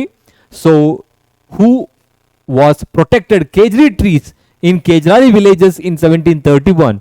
So who sacrificed her life along with 363 other people, okay, to protect these trees. So our memory gagi, so Indian government is providing the award that is called Amrita Devi Bishnoi National Award for Wildlife Conservation. Understood? Yeah. So that was the one case study. And when it comes to the deforestation and its effect, so ಈಗ deforestation ಅಂದರೆ ನಿಮಗೆ ಗೊತ್ತಿರುತ್ತೆ. It's also called destruction of forest, or it may be destruction of trees. Destruction of forest, forest ಅನ್ನ destruct ಮಾಡೋದು, ಓಕೆನಾ. So ಅಲ್ಲಿ forest destruct ಆಗ್ತಿದೆ ಅಂತ ಹೇಳಿದ್ರೆ we are cutting the trees ಅಂತ, ಮರ ಗಿಡಗಳನ್ನ ಕಡಿತಾ ಇದ್ದೀವಿ. ಸೊ ಅದರಿಂದ ಏನಾಗುತ್ತೆ finally, as we have discussed earlier, ಹಿಂದೆ ಓದಿದ ಹಾಗೆ ಏನೇನು ಸಿಗ್ನಿಫಿಕೆನ್ಸ್ ಬರೆದಿದ್ದು ನಾವಿಲ್ಲಿ ಇದನ್ನ ಅಪೋಸಿಟ್ ಆಗಿ ಬರೀತಾ ಹೋಗ್ಬೋದು. What are the effects of deforestation? Deforestation ಇಂದ ಏನಾಗುತ್ತೆ? So you know that increases the soil erosion. Okay, that increases the soil erosion. Soil erosion ಏನಾಗುತ್ತೆ, ಜಾಸ್ತಿ ಆಗ್ತಾ ಹೋಗುತ್ತೆ. ಅದರ ಜೊತೆಗೆ that changes the climate. So climate changes, you can say water cycle. Okay, that alters the water cycle change ಆಗ್ತಾ ಹೋಗುತ್ತೆ. So ಇವಾಗ ನಾವೆಲ್ಲ ಓದ್ತಿರ್ತೀವಿ ಏನಂತ ಹೇಳಿದ್ರೆ ಮಾನ್ಸೂನ್ ಬೌಂಟಿ ಅಂತ ಹೇಳ್ಬಿಟ್ಟು, ಅಂದರೆ ಸರಿಯಾದ ಟೈಮಲ್ಲಿ ಮಳೆ ಬರೋದಿಲ್ಲ. ಆ ಟೈಮಲ್ಲಿ ನಾವು ಈ ವಾಟರ್ ಶೆಡ್ ಮ್ಯಾನೇಜ್ಮೆಂಟನ್ನು ಯಾವ ಥರ ಮಾಡ್ತೀವಿ ಅನ್ನೋದು ಇಂಪಾರ್ಟೆಂಟ್ ಆಗುತ್ತೆ. ಆದರೆ ಆ ಸಾಯಿಲ್ ಎರೋಷನ್ ಆಗೋದು, ಈ ಕ್ಲೈಮೇಟ್ ಚೇಂಜ್ ಆಗೋದು, ವಾಟರ್ ಸೈಕಲ್ ಚೇಂಜ್ ಆಗೋದು, that's because of this one. And also increases the ಫ್ಲಡ್ಗಳು ಕೂಡ ಏನಾಗುತ್ತೆ, ಜಾಸ್ತಿ ಆಗ್ತಾ ಹೋಗುತ್ತೆ. And finally that leads to the extinction of different animals or wildlife, you can say. ಅನಿಮಲ್ಸ್ಗಳು ಕೂಡ ಏನಾಗುತ್ತೆ, ಎಕ್ಸ್ಟಿಂಕ್ಟ್ ಆಗುತ್ತೆ. ಪೊಲ್ಯೂಷನ್ ಜಾಸ್ತಿ ಆಗುತ್ತೆ, ಗ್ಲೋಬಲ್ ವಾರ್ಮಿಂಗ್ ಜಾಸ್ತಿ ಆಗುತ್ತೆ, ಗ್ರೀನ್ ಹೌಸ್ ಎಫೆಕ್ಟ್ ಜಾಸ್ತಿ ಆಗುತ್ತೆ. ಇದಕ್ಕೆಲ್ಲ ಕೋರಿಲೇಟ್ ಆಗಿರುತ್ತೆ. Okay, so just remember that deforestation is nothing but destruction of forest or the destruction of trees, cutting of trees. Okay, ಇಲ್ಲಿ ಏನಾಗುತ್ತೆ ಅಂತ ಹೇಳಿದ್ರೆ, if we are continuously destructing the forest, that may leads to soil erosion ಆಗುತ್ತೆ. That decreases the percolation of water or seepage of water. So underground water also get decreased. ಅದು ಕೂಡ ಕಡಿಮೆ ಆಗುತ್ತೆ. Soil fertility ಇಲ್ಲ ಅಂತ ಹೇಳಿದ್ರೆ ಪರ್ಕೊಲೇಷನ್ ಕೂಡ ಕಡಿಮೆ ಆಗುತ್ತೆ ಅಂತ ಅರ್ಥ. Next, that changes the climate, water ಸೈಕಲ್ನ ಚೇಂಜ್ ಮಾಡುತ್ತೆ. And also increases the flood. And finally, that leads to the extinction of different species of animals, causes the ecological imbalance. Ecological imbalance ಅನ್ನ cause ಮಾಡುತ್ತೆ. Okay, now we need to talk about management of forest. ಅದರಲ್ಲಿ ಕೆಲವು important case ಸ್ಟಡೀಸ್ಗಳನ್ನ ಕೊಟ್ಟಿದ್ದಾರೆ ನಿಮ್ಮ text ಬುಕ್ಕಿನಲ್ಲಿ. So one of the case study is about Chipko movement. Chipko movement ಕನ್ನಡದಲ್ಲಿ ಅದನ್ನ ಅಪ್ಪಿಕೋ ಆಂದೋಲನ ಅಂತ ಹೇಳ್ತಾ ಹೋಗ್ತೀವಿ. ಸೊ ಹಾಗಿದ್ರೆ ಚಿಪ್ಕೋ ಮೂವ್ಮೆಂಟ್ ಅಂತ ಹೇಳಿದ್ರೆ it is also called hug the trees movement. Hug the trees movement. ಓಕೆನಾ? Hug the trees movement. What that indicates? As the name indicates, actually people those who are living in the area of Reservoirs, they started to protect the trees just by hugging them. ಈಗ ಯಾರೋ ಒಬ್ರು contractor ಇರ್ತಾರೆ ಅಲ್ಲಿ, ಓಕೆನಾ? ಇದು just scenario ಹೇಳ್ತಾ ಇರೋದು ನಾನು ನಿಮಗೆ, ಓಕೆನಾ? So people are the contractor, those who came to that particular village to cut the trees, and a woman started to hug the trees to protect by cutting down. ಅದನ್ನ cut ಮಾಡೋದಕ್ಕೆ ಬಿಡದೆ ಅದನ್ನ protect ಮಾಡ್ಲಿಕ್ಕೆ ಅದನ್ನ hug ಮಾಡ್ತಾರೆ. And finally this news spread across the country, even though in that period there were no media, only newspaper were there, only radio was there. So ಆದ್ರೂ ಕೂಡ ತುಂಬಾ ಫಾಸ್ಟ್ ಆಗಿ ಸ್ಪ್ರೆಡ್ ಆಗುತ್ತೆ. By that way they started to protect the trees. So that is called Chipko movement. So I will write that it was started in the year 1970s. 1970s ಅಲ್ಲಿ ಶುರು ಆಗುತ್ತೆ and was started in Reservoirs of high up hills of Himalaya. I'm just writing here Reservoirs. Okay, and finally it is nothing but what? Chipko movement, ಕನ್ನಡದಲ್ಲಿ ಅಪ್ಪಿಕೋ ಚಳುವಳಿ ಅಂತ ಹೇಳ್ತಾ ಹೋಗ್ತೀವಿ. To protect, ಯಾಕೆ ಅದನ್ನ ಮಾಡ್ತಾರೆ ಅಂತ ಹೇಳಿದ್ರೆ to protect the trees, to protect the trees by cutting down, by cutting down. ಓಕೆನಾ? ಸೊ ಅದೇ ರೀತಿಯಲ್ಲಿ ನೀವು ಕೇಳಿರ್ತೀರಾ ಸುಂದರ್ಲಾಲ್ ಬಹುಗುಣ ಅಂತ ಒಂದು ನೇಮ್ ಅನ್ನ. ಸೊ ಆ ನೇಮ್ ಬಂದಾಗೂ ಕೂಡ that is related to Chipko movement or ಆಂದೋಲನ. ಯಾವುದಿದು? ಅಪ್ಪಿಕೋ ಚಳುವಳಿಗೆ ಅದು ರಿಲೇಟೆಡ್ ಆಗಿರೋದು. Okay, I will repeat that.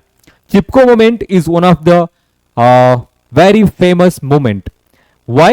Because it was initiated the protection of the trees from the different any other kind of sources. For example, that indicates the hug the trees movement. Adanna hug the trees movement anta heltivi. People those who are living in Reservoirs of high up hills of Himalaya, they started to protect the trees just by hugging them. Okay, contractors ಎಲ್ಲ ಏನು ಮಾಡ್ತಾರೆ, ಟ್ರೀಸ್ಗಳನ್ನ cut ಮಾಡಬೇಕು ಅಂತ ಬಂದಾಗ women those who are living in that area they started to hug the trees. ನಿಮ್ಮ text ಬುಕ್ಕಿನಲ್ಲಿ diagram ಕೊಟ್ಟಿರ್ಬೋದು ಪಿಕ್ಚರನ್ನು. ಸೊ ನಿಮಗೆ ಅದು ಗೊತ್ತಾಗುತ್ತೆ how they were so close to their particular trees and how the bond was there, ಯಾವ ಥರ ಇತ್ತು ಅಂತ ಹೇಳ್ಬಿಟ್ಟು. Have you heard about this word called sacred groves? Sacred groves ಅಂತ ಕೇಳಿರ್ಬೋದು ನೀವು, ಓಕೆನಾ? That Sacred grooves indicates means these are the forest patches, okay, which are keep aside for the people, and those forest is usually protected by the tribal people only. ಅಲ್ಲಿಗೆ ಯಾರು ಹೋಗೋದಕ್ಕೂ ಬಿಡಲ್ಲ ಜನಗಳು, ಓಕೆನಾ? So ಅವ್ರೇನ್ ಮಾಡ್ತಾರೆ, they are protecting their forest, ಅವರೇ ಅದನ್ನ protect ಮಾಡ್ತಾ ಇರ್ತಾರೆ. So whatever the products which are there in the forest they are utilizing that, utilize ಮಾಡ್ಕೊಳ್ತಾ ಹೋಗ್ತಾರೆ. Such kind of forest patches, okay, which are kept aside and protected by the tribal people are called sacred groves. ಅಂದ್ರೆ ಎಷ್ಟೋ ಜನ ಮರಗಿಡಗಳನ್ನು ಕೂಡ ಪೂಜೆ ಮಾಡ್ತಾ ಇರ್ತಾರೆ. So these people were worshipping the trees, they know the value of trees, ಅವ್ರಿಗೆ ಗೊತ್ತಿತ್ತು ಯಾಕದು ಅಂತ. ಸೊ ಹಾಗಾಗಿ they started to protect the trees and protesting the different people those who are cutting down the trees just by hugging them. That is called Chipko movement. It was started in 1970. So the main objective was protect the trees by cutting down. Okay na? So this was Chipko movement. Very simple one. Next, management of forest ಅಲ್ಲಿ second case study ಬರ್ತಾ ಹೋಗುತ್ತೆ. A.K. Banerjee. So usual ಆಗಿ replenishing salt forest ಅದೊಂದು word ಇದೆ. So it was started in 1972. After 10 years in the year 1982, okay, the worthless salt forest, badly degraded forest area, so that becomes a valuable for 12.5 crores. Okay, ಅಂದ್ರೆ usual ಆಗಿ ಆ ಒಂದು area ಇರುತ್ತೆ in the year 1972 in that particular area of the West Bengal. So there they were growing the sal forest, I mean salt trees ಅಲ್ಲಿ ಇರುತ್ತೆ, ಅದನ್ನ sal forest ಅಂತ ಹೇಳ್ತಾ ಹೋಗ್ತೀವಿ. And there is always a conflict between the government as well as the people those who are living in that area. ಯಾವಾಗಲೂ conflict ಇರುತ್ತೆ. ಯಾಕೆ ಅಂತ ಹೇಳಿದ್ರೆ government is use to protect that forest, so which is being used by the other people. ಬೇರೆ people forest ಮೇಲೆ depend ಆಗಬೇಕು. ಯಾಕೆ? ಅವರಿಗೆ ಟಿಂಬರ್ಸ್ ಬೇಕು, ಅವರಿಗೆ ಫೈರ್ ವುಡ್ಸ್ಗಳು ಬೇಕು, ಅವರಿಗೆ ಬ್ಯಾಂಬೂ ಸ್ಟಿಕ್ಸ್ಗಳು ಏನೇನೆಲ್ಲ ಬೇಕಾಗುತ್ತೆ. ಆದರೆ so this forest department they started to limit the forest area for those people. ಅವರಿಗೆ ಸಿಗದ ರೀತಿಯಲ್ಲಿ ಪ್ರೊಟೆಕ್ಟ್ ಮಾಡ್ತಾ ಹೋಗ್ತಾರೆ. And there was a conflict in between them. So ಒಂದು ಕಾನ್ಫ್ಲಿಕ್ಟ್ ಆಗುತ್ತೆ ಆ ಟೈಮಲ್ಲಿ.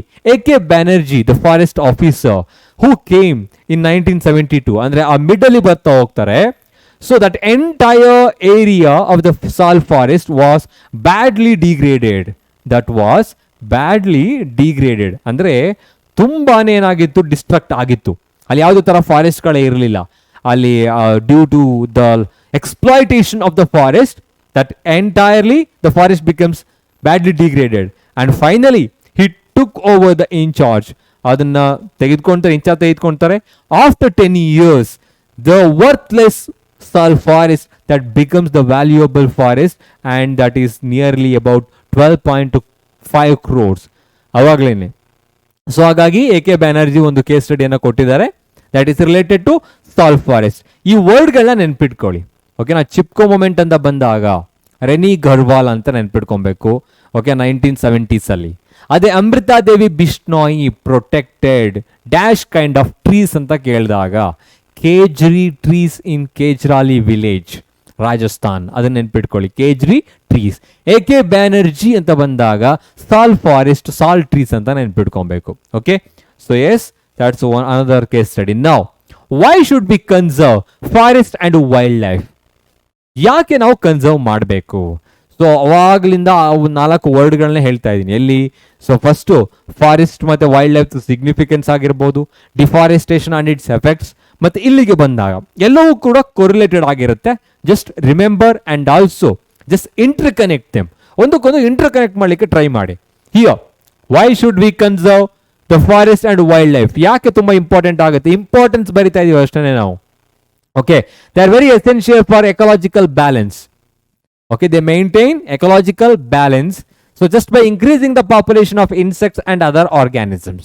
Okay, next, they maintain biological diversity, as I said. So forests are the biodiversity hotspots.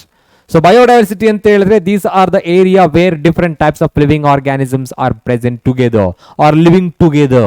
So they maintain biological diversity.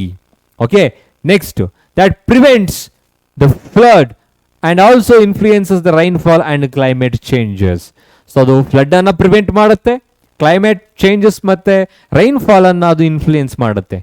Many life saving drugs, silk, lac, honey, timber etcetera are obtained from the forest. ನಾವು ಇವತ್ತು ಏನೆಲ್ಲ ಪಡ್ಕೊಳ್ತಾ ಇದ್ದೀವಿ, so most of the commercial products are coming from the forest only. ಯಾವ್ಯಾವುದು? ಅದು silk ಆಗಿರ್ಬೋದು, lac, it's a kind of fluid, and also the honey, timber, these are all coming from the forest. Hagagi, if they are asking about the significance of, or you can say why do we conserve, ondene significance andre ಮತ್ತೆ why do we conserve. So ನಾನು ನಿಮಗೆ ಇವಾಗ way of questioning ಹೇಳ್ತಾ ಇದ್ದೀನಿ, ಯಾವ ತರ ಕೇಳಬಹುದು ಅಂತ. So why do we conserve? So these are the reason we have to write. Understood? Yeah, let's discuss about 2 to 3 question before jump into the concept of conservation of water. Dam ಮತ್ತು reservoir ಟಾಪಿಕ್ಗೆ ಹೋಗೋಕ್ಕೆ ಮುಂಚೆ ಈಗ ಇಲ್ಲಿ ಕ್ವಶನ್ಸ್ಗಳು ನೋಡೋಣ. The main cause of abundant coliform bacteria in the river Ganga is, as I said, coliform bacteria. These are the group of bacteria. I shed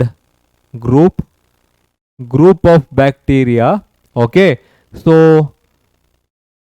ಅದು ಗಂಗಾ ರಿವರ್ನ ಪೊಲ್ಯೂಟ್ ಮಾಡಿತ್ತು. ಮೇನ್ ರೀಸನ್ ಏನಿರ್ಬೋದು, ಯಾವ ತರ ಅದಾಗ್ತಾ ಇತ್ತು, ಕಾಸ್ ಏನಿರ್ಬೋದು? The cause is the reason. Disposal of human excreta directly, okay, and discharge of effluents from electroplating industries, washing of clothes, immersion of ashes. ಯಾವ್ದಿರ್ಬೋದು? Immersion of ashes it's not the source of coliform bacteria. Washing cloth is also not the source of the coliform bacteria, but they cause the pollution in Ganga river, cause ಮಾಡುತ್ತೆ. But we are talking about coliform bacteria. Discharge of effluents from the electroplating industries, no. And discharge of human excreta directly is the right answer, because as I said, bacteria they lives in human intestine. They cause many diseases once they contaminate the water. Okay, so coliform bacteria are usually coming from the human excreta. Okay, next, pick the right combination. Wind, ocean, coal. ಈಗ ಇಲ್ಲಿ ನಾವು renewable ಮತ್ತೆ ನಾನ್ renewable ಬಗ್ಗೆ ಮಾತಾಡ್ತಾ ಇದ್ದೀವಿ. Okay, ಯಾವ್ದಿರ್ಬೋದು ಅದನ್ನ ಪಿಕ್ ಮಾಡ್ಲಿಕ್ಕೆ try ಮಾಡಿ.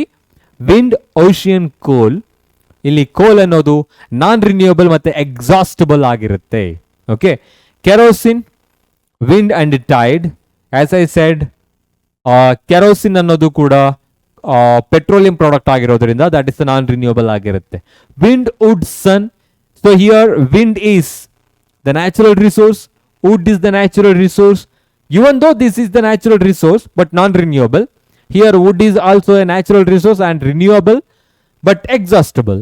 But when it comes to sun, it is also natural resource which is renewable. So these are all are renewable resources, I can say. Renewable resources. Okay, next, petroleum and wood, coal. So these two are usually non-renewable. Wood is the renewable one.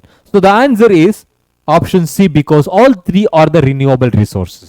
Okay, wind, wood and sun. Now let's discuss about water for all. The significance of water. First, water na yav tara manage ಮಾಡಬೇಕು, okay, ಅನ್ನೋದನ್ನ ತಿಳ್ಕೊಳ್ಳೋಕೆ ಮುಂಚೆ so ನಾವು ಇವಾಗ water significance ತಿಳ್ಕೊಬೇಕು. As we all know that water for all, it's a vital element or important element for all the living organism. Okay, so vital element anta bariyona, andre it's the most important element for all the life form which are living on the earth. Without water we can't survive. Our body itself is made of more than 70% of water. Our earth itself is covered by 71% of water. Istella water ide. Nama brain anta ಏನಿದೆ, it's also made of more than 81 to 85% of water. Brain ಅಲ್ಲೇ 80% ನೀರೇ ಇರುತ್ತೆ. ಅಂದ್ರೆ ಆ ನೀರು ಫ್ಲೂಯಿಡಿಟಿ ಇಲ್ಲ ಅಂತ ಹೇಳಿದ್ರೆ ಲೈಫ್ ಫಾರ್ಮ್ಗಳು ಫಾರ್ಮ್ ಆಗ್ಲಿಕ್ಕೆ ಸಾಧ್ಯನೇ ಇಲ್ಲ. ಈಗ ಜನರಲ್ ಸಿಗ್ನಿಫಿಕೆನ್ಸ್ ಬಗ್ಗೆ ತಿಳ್ಕೊಳ್ಳೋಣ. Water is very essential for all living organisms. We are using that in our day to day life. It's very important for day to day life ಅಂತ ಹೇಳ್ಬೋದು. Day to day life. Okay, and second one, it is very important for all the living organisms. Indirectly means ಈಗ ನಮ್ಮ body it self ಯಾವ್ದ್ರಿಂದ ಆಗಿರುತ್ತೆ, water ಇಂದ ಆಗಿರುತ್ತೆ ಅಂತ ಹೇಳಿದೆ. That maintains the body temperature. That maintains the temperature. I am talking about body temperature right now. And homeostasis. Homeostasis of our body. ನಮ್ಮ ಬಾಡಿಯಲ್ಲಿ homeostasis ಅಂತ ಇರುತ್ತೆ. Internal environment that is also controlled by the amount of water. ಆ amount of water ಇದ್ರೇನೆ homeostasis ಅಥವಾ body temperature maintain ಆಗೋದಕ್ಕೆ ಸಾಧ್ಯ. And when it comes to the general one, ಈಗ ಜನರಲ್ ಆಗಿ ಮಾತಾಡಬೇಕು ಅಂತ ಹೇಳಿದ್ರೆ water is very essential for different purpose like agriculture. ಅಗ್ರಿಕಲ್ಚರ್ಗೆ ತುಂಬಾನೇ ಇಂಪಾರ್ಟೆಂಟ್ ಆಗುತ್ತೆ, ಹೌದಾ? ಇರಿಗೇಷನ್ ಅಂತ ವರ್ಡ್ ಕೇಳಿರ್ತೀರಾ. Irrigation in the sense what? Irrigation ಅಂತ ಹೇಳಿದ್ರೆ it's a scientific method of supplying water to the agricultural field. Agricultural ಫೀಲ್ಡ್ಗೆ ಸೈಂಟಿಫಿಕ್ ಮೆಥಡ್ ಅಲ್ಲಿ ವಾಟರ್ನ ಸಪ್ಲೈ ಮಾಡೋದಕ್ಕೆ ನಾವು ಇರಿಗೇಷನ್ ಅಂತ ಹೇಳ್ತೀವಿ. ಓಕೆ, ನೀರಾವರಿ ವ್ಯವಸ್ಥೆ. So likewise it is very essential for industries. ಯಾವುದೇ ಇಂಡಸ್ಟ್ರೀಸ್ಗಳು ಕೂಡ ವಾಟರ್ ಇಲ್ಲದೆ ಪ್ರಾಡಕ್ಟ್ಸ್ಗಳನ್ನ ಪ್ರೊಡ್ಯೂಸ್ ಮಾಡಲಿಕ್ಕೆ ಸಾಧ್ಯ ಇಲ್ಲ. As I said, Ganga, in the bank of Ganga river, there are hundreds, thousands of small as well as big industries are present. Because industries kalirutte. Why they depends on Ganga river? Because they need water to produce something. ಹಾಗಾಗಿ ಎಲ್ಲ ಇಂಡಸ್ಟ್ರೀಸ್ಗಳು water ಮೇಲೆ depend ಆಗಿರುತ್ತೆ. So water is one of the most essential element for all the living organisms. We are using the water in our day-to-day life for bath, or it may be whether it is a cooking, or it may be cleaning, washing purpose, any other purposes. And secondly, water itself that forms the living organisms. So aquatic animals ಗಳೆಲ್ಲ ಇರೋದು water ಅಲ್ಲೇನೆ. ಅದ್ರ ಜೊತೆಗೆ ನಮ್ಮ ಬಾಡಿಯಲ್ಲಿ it maintains the temperature and homeostasis. ನಮ್ಮ ಬಾಡಿಯ homeostasis ಅನ್ನು maintain ಮಾಡ್ತಾ ಇರುತ್ತೆ. Likewise, it's very essential for the agriculture and irrigation. You know that scientific method of supplying water to the agricultural field. ಬೇರೆ ಬೇರೆ ಮೆಥಡಲ್ಲಿ ನಾವು ಅದನ್ನು ಯೂಸ್ ಮಾಡ್ತಾ ಹೋಗ್ತೀವಿ. And it's very essential to produce something means the products. So I mean ಇಂಡಸ್ಟ್ರೀಸ್ಗಳಲ್ಲಿ ಅದನ್ನು use ಮಾಡ್ತಾ ಹೋಗ್ತೀವಿ. So these are the significance of water and that maintains the the climate, water cycle, everything, so in the form of humidity as well. Now dams and reservoirs, we need to talk about this one. Idana common agi 2 marks keltare. What are the advantages and disadvantages of construction of dams? Dams andre enu hagidre, these are the huge walls constructed across the river. ಅಂದ್ರೆ ಯಾವುದೋ ಒಂದು river ಇರುತ್ತೆ ಅಂತ ತಿಳ್ಕೊಂಡ್ರೆ ಆ ರಿವರ್ಗೆ ಅಡ್ಡಲಾಗಿ ಒಂದು ದೊಡ್ಡ ಗೋಡೆಯನ್ನ ಕಟ್ಟಿರ್ತಾರೆ. Okay, so those huge walls constructed across the river, they are called dams or reservoirs ಅಂತ ಹೇಳ್ತೀವಿ. ಓಕೆ, ಯಾಕೆ ಡ್ಯಾಮ್ಸ್ ಅನ್ನ ಕನ್ಸ್ಟ್ರಕ್ಟ್ ಮಾಡಬೇಕು? What are the advantages of dams? So dams are very essential to store the water. First one is to store the water ಅನ್ನ store ಮಾಡಲಿಕ್ಕೆ. And second one is to generate the electricity, to generate the electricity. ಈಗ electricity ಬೇಕು ನಮಗೆ. Electricity ಹೇಗೆ ಸಿಗುತ್ತೆ ನಿಮಗೆ? ಇದು we are getting electricity from coal and petroleum combustion. Coal ಮತ್ತೆ ಪೆಟ್ರೋಲಿಯಂ ಕಂಬಷನ್ ಇಂದ ಯೂಸ್ ಮಾಡ್ತಾ ಇದ್ದೋ ಹಿಂದೆ. ಸೊ ನೆಕ್ಸ್ಟ್ ಅದಾದ್ಮೇಲೆ we started to produce the electricity with the help of radioactive elements. Radioactive ಎಲಿಮೆಂಟ್ಸ್ಗಳನ್ನು ಅಂದರೆ ಥೋರಿಯಂಗಳನ್ನು, ಯುರೇನಿಯಂಗಳನ್ನು ಯೂಸ್ ಮಾಡೋದ್ರ ಮುಖಾಂತರ ಎಲೆಕ್ಟ್ರಿಸಿಟಿನ ಪ್ರೊಡ್ಯೂಸ್ ಮಾಡ್ತೀವಿ. Likewise naturally we are producing electricity with the help of windmills ಅಂತ ಕೇಳಿರ್ತೀರಾ. ಸೊ ಅದ್ರ ಮುಖಾಂತರ and also with the help of the stream of water. ಆ ವಾಟರ್ ಕರೆಂಟಿಂದ ನಾವೇನು ಮಾಡ್ತೀವಿ? ಎಲೆಕ್ಟ್ರಿಸಿಟಿನ ಪ್ರೊಡ್ಯೂಸ್ ಮಾಡ್ತೀವಿ. ಹಾಗಾಗಿ to generate the electricity, to store the water, we are constructing the dams and reservoirs. Okay, ಅದರ ಜೊತೆಗೆ to channelize the water to different canals. I'm just writing here, channelize the water. ಈಗ normal ಆಗಿ ಹರ್ಕೊಂಡು ಹೋಗ್ತಾ ಇದ್ರೆ ನದಿ ನೀರು, you know that water is always moving towards the downstream. If there are no bunds, if there are no walls across the river, so finally the water which is coming from the uphill, that is moving towards the downstream and causing soil erosion. Soil erosion cause ಆಗುತ್ತೆ. Okay, and we can't use them. ಮತ್ತೆ ಅದನ್ನ use ಮಾಡೋಕ್ಕಾಗಲ್ಲ. we can't hold them once that reaches the ocean. ಆದ್ರೆ ಇವಾಗ ಏನ್ ಮಾಡ್ತಾ ಇದೀವಿ? ನಾವು ಅದನ್ನ ಸ್ಟೋರ್ ಮಾಡ್ತಾ ಇದ್ದೀವಿ and we are channelizing them. Channels ಗಳಿರುತ್ತೆ ಅಲ್ಲ, we are channelizing them and we are using that whenever we want. ಯಾವಾಗ ಎಷ್ಟು ಬೇಕೋ ಅದನ್ನ ಯುಟಿಲೈಸ್ ಮಾಡ್ಕೊಳ್ತಾ ಹೋಗ್ತೀವಿ. For example, in this year 2022, if we are receiving large amount of rain, ತುಂಬಾ ಮಳೆ ಬರುತ್ತೆ ಅಂತ ಹೇಳಿದ್ರೆ, okay, we are storing that water in our dams or reservoirs, store ಮಾಡ್ಕೊಳ್ತಾ ಹೋಗ್ತೀವಿ. Next in 2023, if we are not getting any rains, ಸಿಗದೇ ಇದ್ದಾಗ we are using the same water which we have stored in the dams and reservoirs judiciously. ಯಾವ ಏರಿಯಾಗೆ ಎಷ್ಟು ನೀರು ಬೇಕಾಗುತ್ತೆ ಅನ್ನೋದನ್ನ channelise ಮಾಡಿ ನಾವು ಇರಿಗೇಷನ್ ಪರ್ಪಸ್ಗೆ ಏನು ಮಾಡ್ತೀವಿ? ಅದನ್ನು ಯುಟಿಲೈಸ್ ಮಾಡ್ಕೊಳ್ತಾ ಹೋಗ್ತೀವಿ. ಓಕೆ, ಸೊ ಹಾಗಾಗಿ dams are the walls which are constructed across the river, very essential to collect and store the water, okay, which is being wasted running through the downstream hand. And second one, very essential to generate the ಎಲೆಕ್ಟ್ರಿಸಿಟಿನ generate ಮಾಡಲಿಕ್ಕೆ ಅದು help ಆಗುತ್ತೆ. So ವಿದ್ಯುತ್ ಉತ್ಪಾದನೆ ಅಂತ ಹೇಳ್ತೀವಿ. So likewise and very essential to channelize the water for the irrigation whenever we have required. ಯಾವಾಗ ಬೇಕೋ ಆವಾಗ ಅದೇ ವಾಟರ್ನ ನಾವು ಚಾನಲೈಸ್ ಮಾಡಿ ಇರಿಗೇಷನ್ ಅಥವಾ ಅಗ್ರಿಕಲ್ಚರ್ ಪರ್ಪಸ್ಗೆ ಅದನ್ನು ಯೂಸ್ ಮಾಡಬಹುದು. Okay, but you know that there are many criticism are there. ಕೆಲವು ಕ್ರಿಟಿಸೈಸೇಷನ್ ಅಂತ ಇರುತ್ತೆ. ಯಾವುದೇ ಒಂದು ಪ್ರಾಡಕ್ಟ್ ಆಗಿರ್ಬೋದು, ಯಾವುದೇ ಒಂದು ಲಾಂಚಿಂಗ್ ಮಾಡ್ತಿದ್ದೀರಾ ಅಂತ ಹೇಳಿದ್ರೆ ಮೆರಿಟ್ಸ್ ಮತ್ತು ಡಿಮೆರಿಟ್ಸ್ ಇರುತ್ತೆ. Here also if we are constructing dams, some of the criticism they are facing. Tehri dam ಅಂತ ಕೇಳಿರ್ತೀರಾ. ಓಕೆ, ದ ಹೈಯೆಸ್ಟ್ ಡ್ಯಾಮ್ ಅಂತ ಹೇಳ್ತಾ ಹೋಗ್ತೀವಿ, ಭಾಗೀರಥಿ. ಸೊ ಅದಕ್ಕೆ ಕನ್ಸ್ಟ್ರಕ್ಟ್ ಮಾಡಿರೋದು. Likewise you know, here we are discussing about Narmada Bachao Andolan. ಏನು ನರ್ಮದಾ ಬಚಾವೋ ಆಂದೋಲನ್ ಅಂತ ಹೇಳಿದ್ರೆ, that was started by Medha ಫಾಟ್ಕರ್.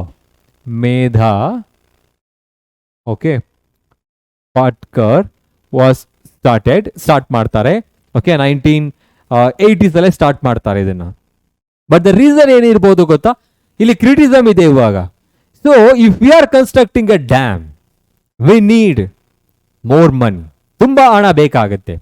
V need to vacate the people those who are living in or around that particular forest area, sorry the river area. ನಾವೆಲ್ಲಿ dam ಅನ್ನ construct ಮಾಡ್ತೀವೋ ಅಲ್ಲಿರ್ತಕ್ಕಂಥ ಜನರನ್ನ ನಾವು vacate ಮಾಡಬೇಕು. ಸೊ ಕಾಂಪನ್ಸೇಷನ್ ಕೊಡಕ್ಕಾಗತ್ತಾ ಇಲ್ವಾ, ಅದು ಸೆಕೆಂಡ್ ಪ್ರಾಬ್ಲಮ್ ಆಗುತ್ತೆ. And if you want to construct dam, we need to destruct the forest or the line of trees which are growing, which are there in that particular place. ಅಂದ್ರೆ deforestation ಆಗುತ್ತೆ, ecological imbalance ಆಗುತ್ತೆ, environmental issue ಆಗುತ್ತೆ. So ಹಾಗಾಗಿ there are many criticism we are facing. The Narmada Bachao Andolan ಅಂತ ಹೇಳಿದ್ರೆ, dam which we are trying to construct across the river of Narmada ರಿವರ್ಗೆ ನಾವು across ಆಗಿ dam ಅನ್ನ ಕನ್ಸ್ಟ್ರಕ್ಟ್ ಮಾಡಬೇಕಿತ್ತು. ಆದ್ರೆ ಇನ್ನೂ ಕೂಡ ಅದು ಕೇಸ್ ನಡೀತಾನೆ ಇರುತ್ತೆ. ಯಾಕೆ, what are the criticism so that is facing the construction of dam over the Narmada river? So there are three criticism we are writing here. The very first one is economical problem ಒಂದು. Second one is social problem, and third one is environmental problem.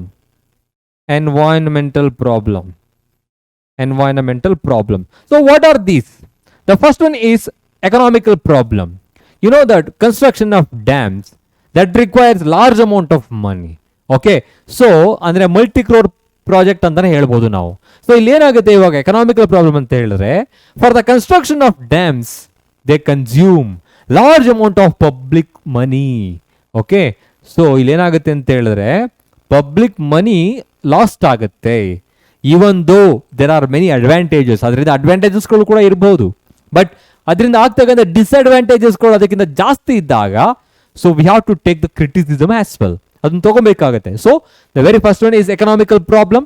So what's that?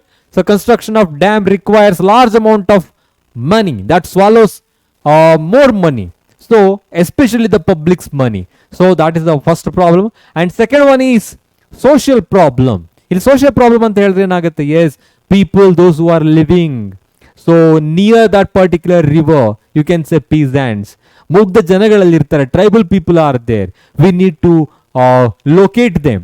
ಅವರಿಗೆ ಬೇರೆ ಕಡೆಗೆ ಏನು ಮಾಡಬೇಕು, vacate ಮಾಡಬೇಕಾಗತ್ತೆ, ಬೇರೆ ಕಡೆ allocate ಮಾಡಬೇಕಾಗತ್ತೆ. So improper allocation of for those people, that also causes the criticism, and also that leads to the criticism.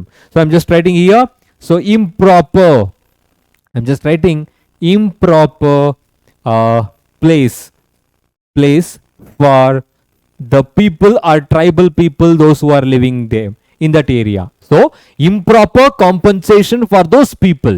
ಈಗ ಎಷ್ಟೋ ಜನರಿಗೆ ಹಿಂದೆ ಈಗ ಡ್ಯಾಮ್ಸ್ಗಳ ಕನ್ಸ್ಟ್ರಕ್ಷನ್ ಆಗಿರುತ್ತೆ, ಆ ಪ್ಲೇಸ್ ಅಲ್ಲಿ ಇರ್ತಾರಲ್ಲ ಜನಗಳು, ಅವ್ರನ್ನೆಲ್ಲ ಬೇರೆ ಕಡೆ ವೆಕೇಟ್ ಮಾಡಬೇಕು. If you want to vacate them, you need to give some compensation to them, ಅವರಿಗೆ ಕೊಡಬೇಕು. ಈಗ ಏನೋ ಒಂದು ಕೊಡ್ತೀರಾ ಅಂತ ತಿಳ್ಕೊಳ್ಳೋಣ. Okay, for example if you are providing 15 lakh to 20 lakh, okay, so they need to lead their life with that money. ಅಷ್ಟೇ money. ಇವಾಗ ಆ ಮನಿಯಲ್ಲಿ ಅವರು ಎಂಟೈರ್ ಲೈಫ್ ಅನ್ನ ಲೀಡ್ ಮಾಡಬೇಕು, ಎಂಟೈರ್ ಫ್ಯಾಮಿಲಿಯನ್ನ ಫೀಡ್ ಮಾಡಬೇಕು. ಆಗುತ್ತಾ? ಆಗೋಲ್ಲ. That is called improper compensation for those people those who are living near the construction area. Okay, and we can't give the proper allocation for those people. ಒಳ್ಳೆ ಜಾಗ ಕೊಡೋದಿಕ್ಕಾಗಲ್ಲ ಅವ್ರಿಗೆ. ಒಂದು ಚಿಕ್ಕ ಮನೆ ಕಟ್ಟಿಸ್ಕೊಟ್ಬಿಟ್ರೆ ಆಗೋಯ್ತು, ಅಂದ್ರೆ ಚಿಕ್ಕದಾಗಿ. ಸೊ ಅಲ್ಲಿಗೆ ಅವ್ರ ಎಂಟೈರ್ ಲೈಫ್ ಅಲ್ಲೇ ಇರಬೇಕಾಗತ್ತೆ. ಸೊ ಹಾಗಾಗಿ due to the improper place for the tribal people, improper compensation for those people, also that leads to the criticism. And when it comes to environmental issues, as I said, if you want to construct a dam in that particular place, we need to destruct many trees, so that leads to destruction of forest as well.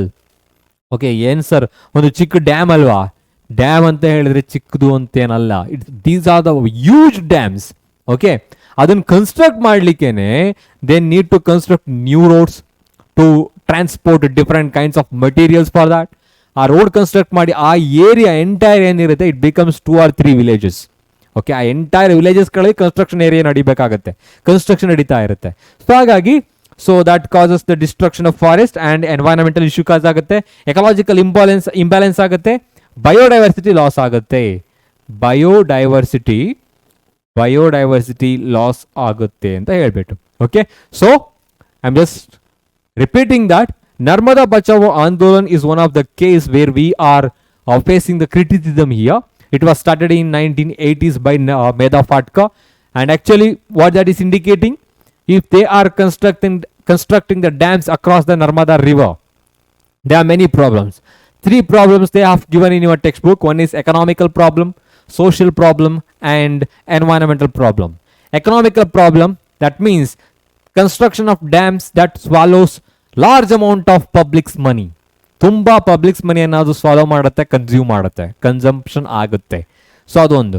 Social problem ಅಂತ ಬಂದಾಗ the people those who are living so near the area of construction, so we can't give the proper compensation or we can't give the proper allocation for them. ಅವರಿಗೆ proper ಆಗಿ compensation ಕೊಡೋಕ್ಕಾಗಲ್ಲ. So they become more or less orphan, right? Yes. When it comes to environmental issues, yes, if we are constructing dams in that area, we need to destruct trees. That leads to ecological imbalance. One or tree antalla, our entire area, as I said, it is nearly more than about 2 to 3 villages. Astu area construction nadita irutte. If we are destructing the forest of more than 1 or 2 or 3 villages, that I'm just giving the circumstances. So that leads to what? Environmental issues, and finally leads to biodiversity loss. Okay, so these are the criticism you need to remember. Next, water harvesting we need to talk about. So watershed management. So idin tilkolok munche iga watershed management ಬಗ್ಗೆ ತಿಳ್ಕೊಳ್ಳೋಣ. Here we need to discuss about watershed management. Why it is so important? Watershed management ಯಾಕೆ important ಆಗುತ್ತೆ? So yes we were discussing today, it's very necessary to save the water. ವಾಟರ್ನ save ಮಾಡೋದು ತುಂಬ important ಆಗುತ್ತೆ. So ಇಲ್ಲಿ ಏನಾಗುತ್ತೆ ಅಂತ ಹೇಳಿದ್ರೆ, ಇಲ್ಲಿ 2 ಏಮ್ಗಳಿರುತ್ತೆ. The main aim of the watershed management is to increase the primary production of the land and also the water conservation. For what? For the secondary production or the secondary, you can say those are called plants and animals, to maintain the ecological balance. ಇಲ್ಲಿ primary production ಅಂತ ಇರುತ್ತೆ, secondary production ಅಂತ ಬರುತ್ತೆ. ಓಕೆನಾ? So ಆದರೆ watershed management is nothing but, ಯಾಕೆ important ಆಗುತ್ತೆ ಅಂತ ಹೇಳಿದ್ರೆ, it's very important to improve the scientific soil ಅಂತ ಹೇಳಿದ್ರೆ ಫರ್ಟೈಲ್ ಸಾಯಿಲ್ ಅಂತ ಹೇಳೋಣ. And to conserve the water and to conserve the water.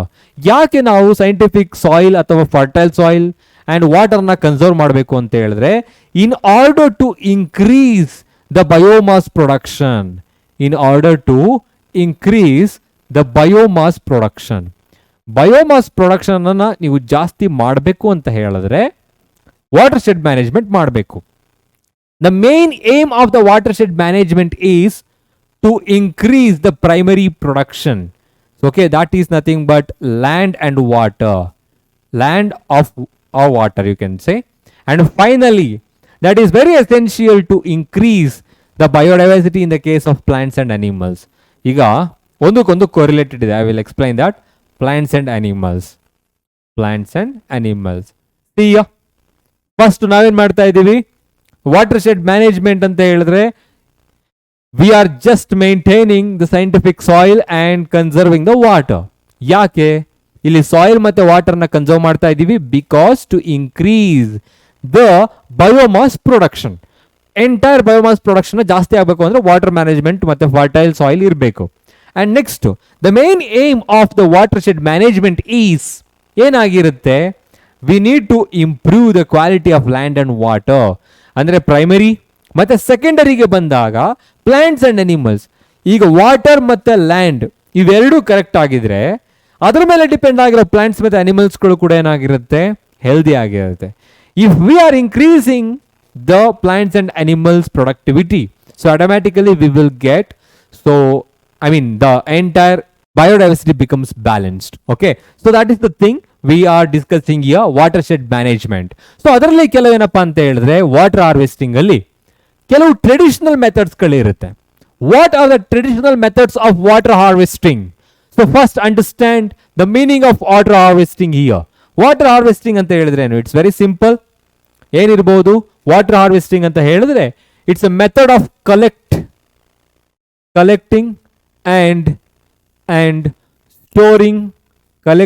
and storing of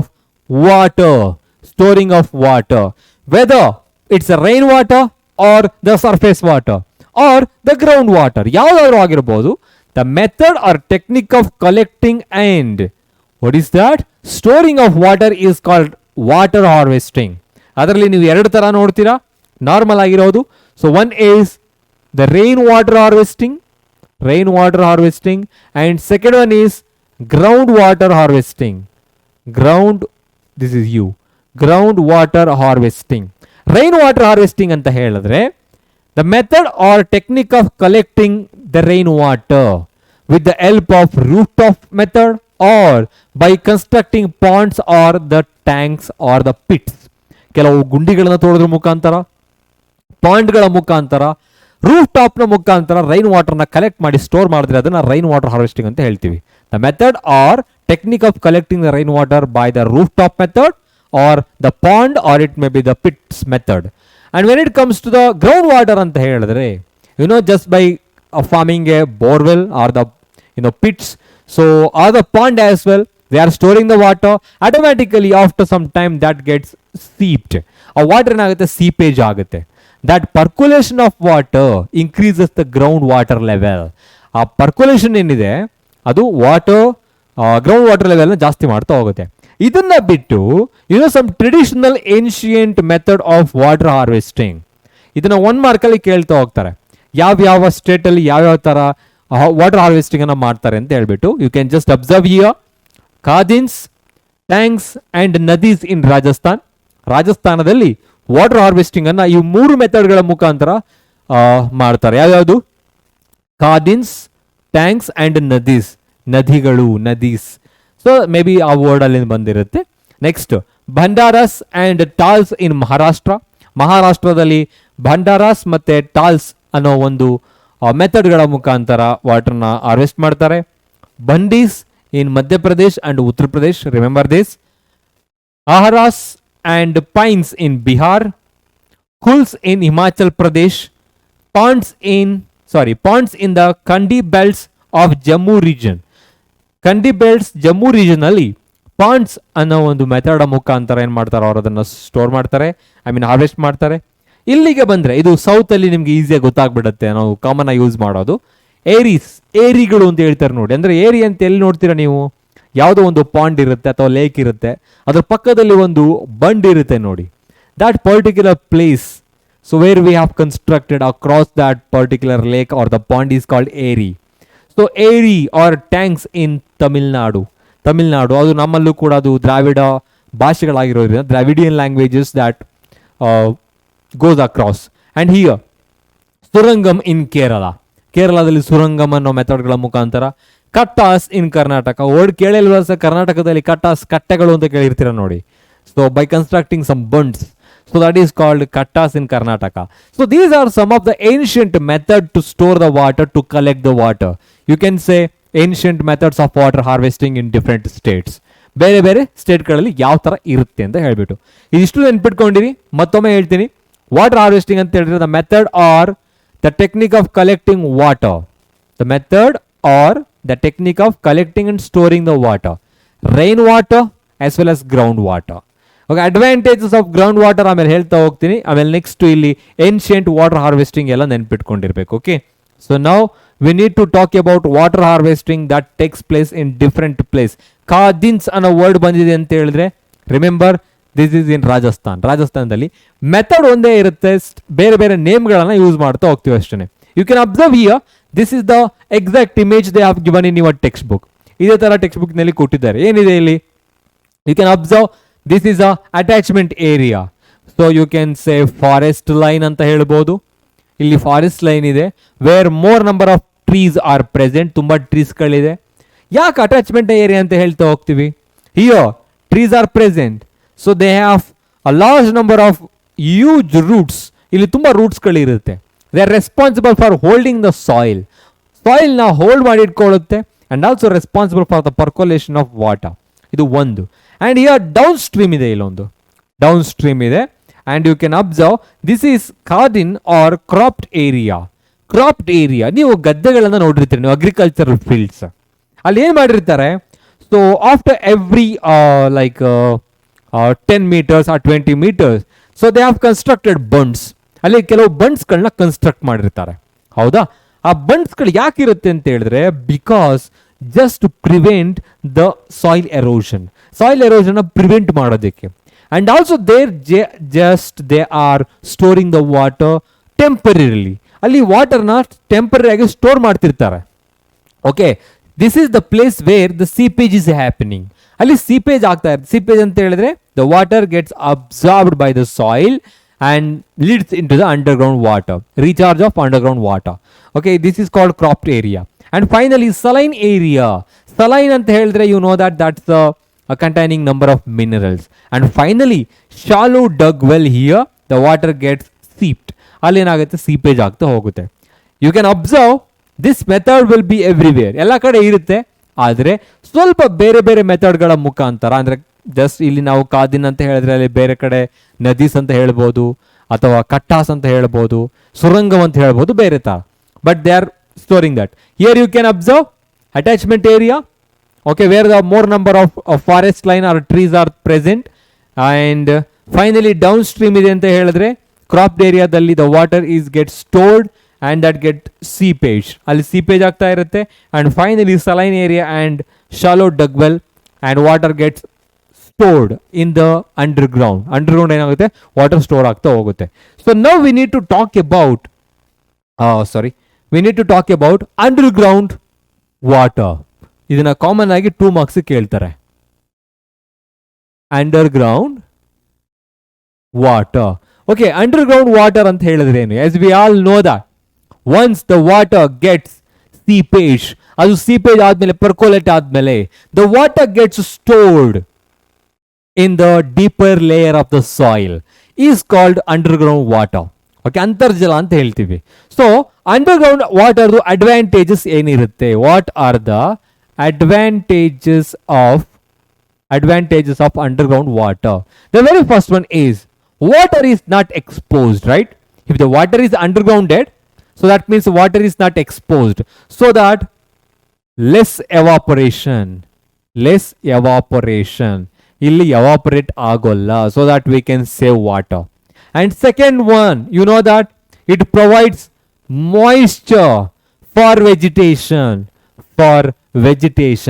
ಈಗ ಎಷ್ಟೋ ಪ್ಲಾಂಟ್ಸ್ ಗಳಿರುತ್ತೆ ಅಂತ ಹೇಳಿದ್ರೆ most of the trees are getting water from the underground, so with the help of their very long roots. So the water which is present in the underground, it is providing the moisture for the vegetation, for the different plants as well. Next, and finally, you know that the water never gets contaminated. So here the water never contaminated ಅಂತ ಹೇಳಿದ್ರೆ ಕಲುಷಿತ ಆಗೋಲ್ಲ. But nowadays, because of the open borewells, the water which containing number of organic substances also seeped into the underground, causing underground water pollution as well.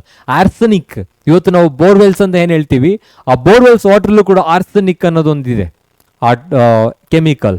So that chemical is also there in the underground water because of the pollution. So but never contaminated anta helಬಹುದು. And also never became breeding places. Never becomes breeding place for disease causing mosquitoes or any insects. Iga normal agi if the water is there over the surface, ಏನಾಗುತ್ತೆ, if the water is not moving, finally it becomes the breeding place for different insects or mosquitoes, or it may be microorganism. But here the water is underground, so it will never provide any breeding place for the different insects. Okay, so this is called what? Underground water. So we have to recharge that, we have to utilize it. ಅದಕ್ಕೆ ಅವಾಗ ನೀವು ನೋಡಿರ್ತೀರ ಬಸ್ಗಳಲ್ಲಿ ಶುದ್ಧ ನೀರನ್ನು ಕುಡಿಯಿರಿ, ಅಂತರ್ಜಲವನ್ನು ಕೊಲ್ಲದಿರಿ ಅಂತ ಹೇಳಿಬಿಟ್ಟು. The reason is we have to save the underground water for future as well. So what are the advantages here? So here water never gets evaporated so that we can save water. So because it is not exposed to the sunlight. Second one, it provides the moisture for vegetation. Vegetation ge bere bere tree galige plant galige idu moisture na provide ಮಾಡುತ್ತೆ. So water never gets contaminated. ಇಲ್ಲಿ water contaminate ಆಗಲ್ಲ, ಕಲುಷಿತ ಆಗಲ್ಲ, because it is not present on the surface. But some time just because of over pollution and open borewells, so even underground water is also becoming polluted nowadays. Next, never becomes breeding place for, or you can say never provide anta helbodu, breeding place breeding place for the insects. ಅಲ್ಲಿ ಯಾವುದೇ ತರ insect ಗಳಿಗೆ bacteria ಗಳಿಗೆ ಅದು breeding place ಅನ್ನ provide ಮಾಡೋದಿಲ್ಲ. Now we need to talk about the last concept, that is called coal and petroleum. Coal and petroleum, as I said, these are the non-renewable resources. These are non-renewable resources. That means can be depleted on overuse. Can be depleted on overuse, or it may be anyhow. So that is not a matter how judiciously you are using, but one day or other day they get depleted. Adu deplete agutte. Okay na? So coal and petroleum anta bandaga, you all know that these are non-biodegradable and exhaustible resources. Natural resource ಅಂತ ಹೇಳ್ತಾ ಹೋಗ್ತೀವಿ. How they formed, ಯಾವ ತರ form ಆಗುತ್ತೆ? Coal and petroleum are form because of due to the dead bodies of plants and animals.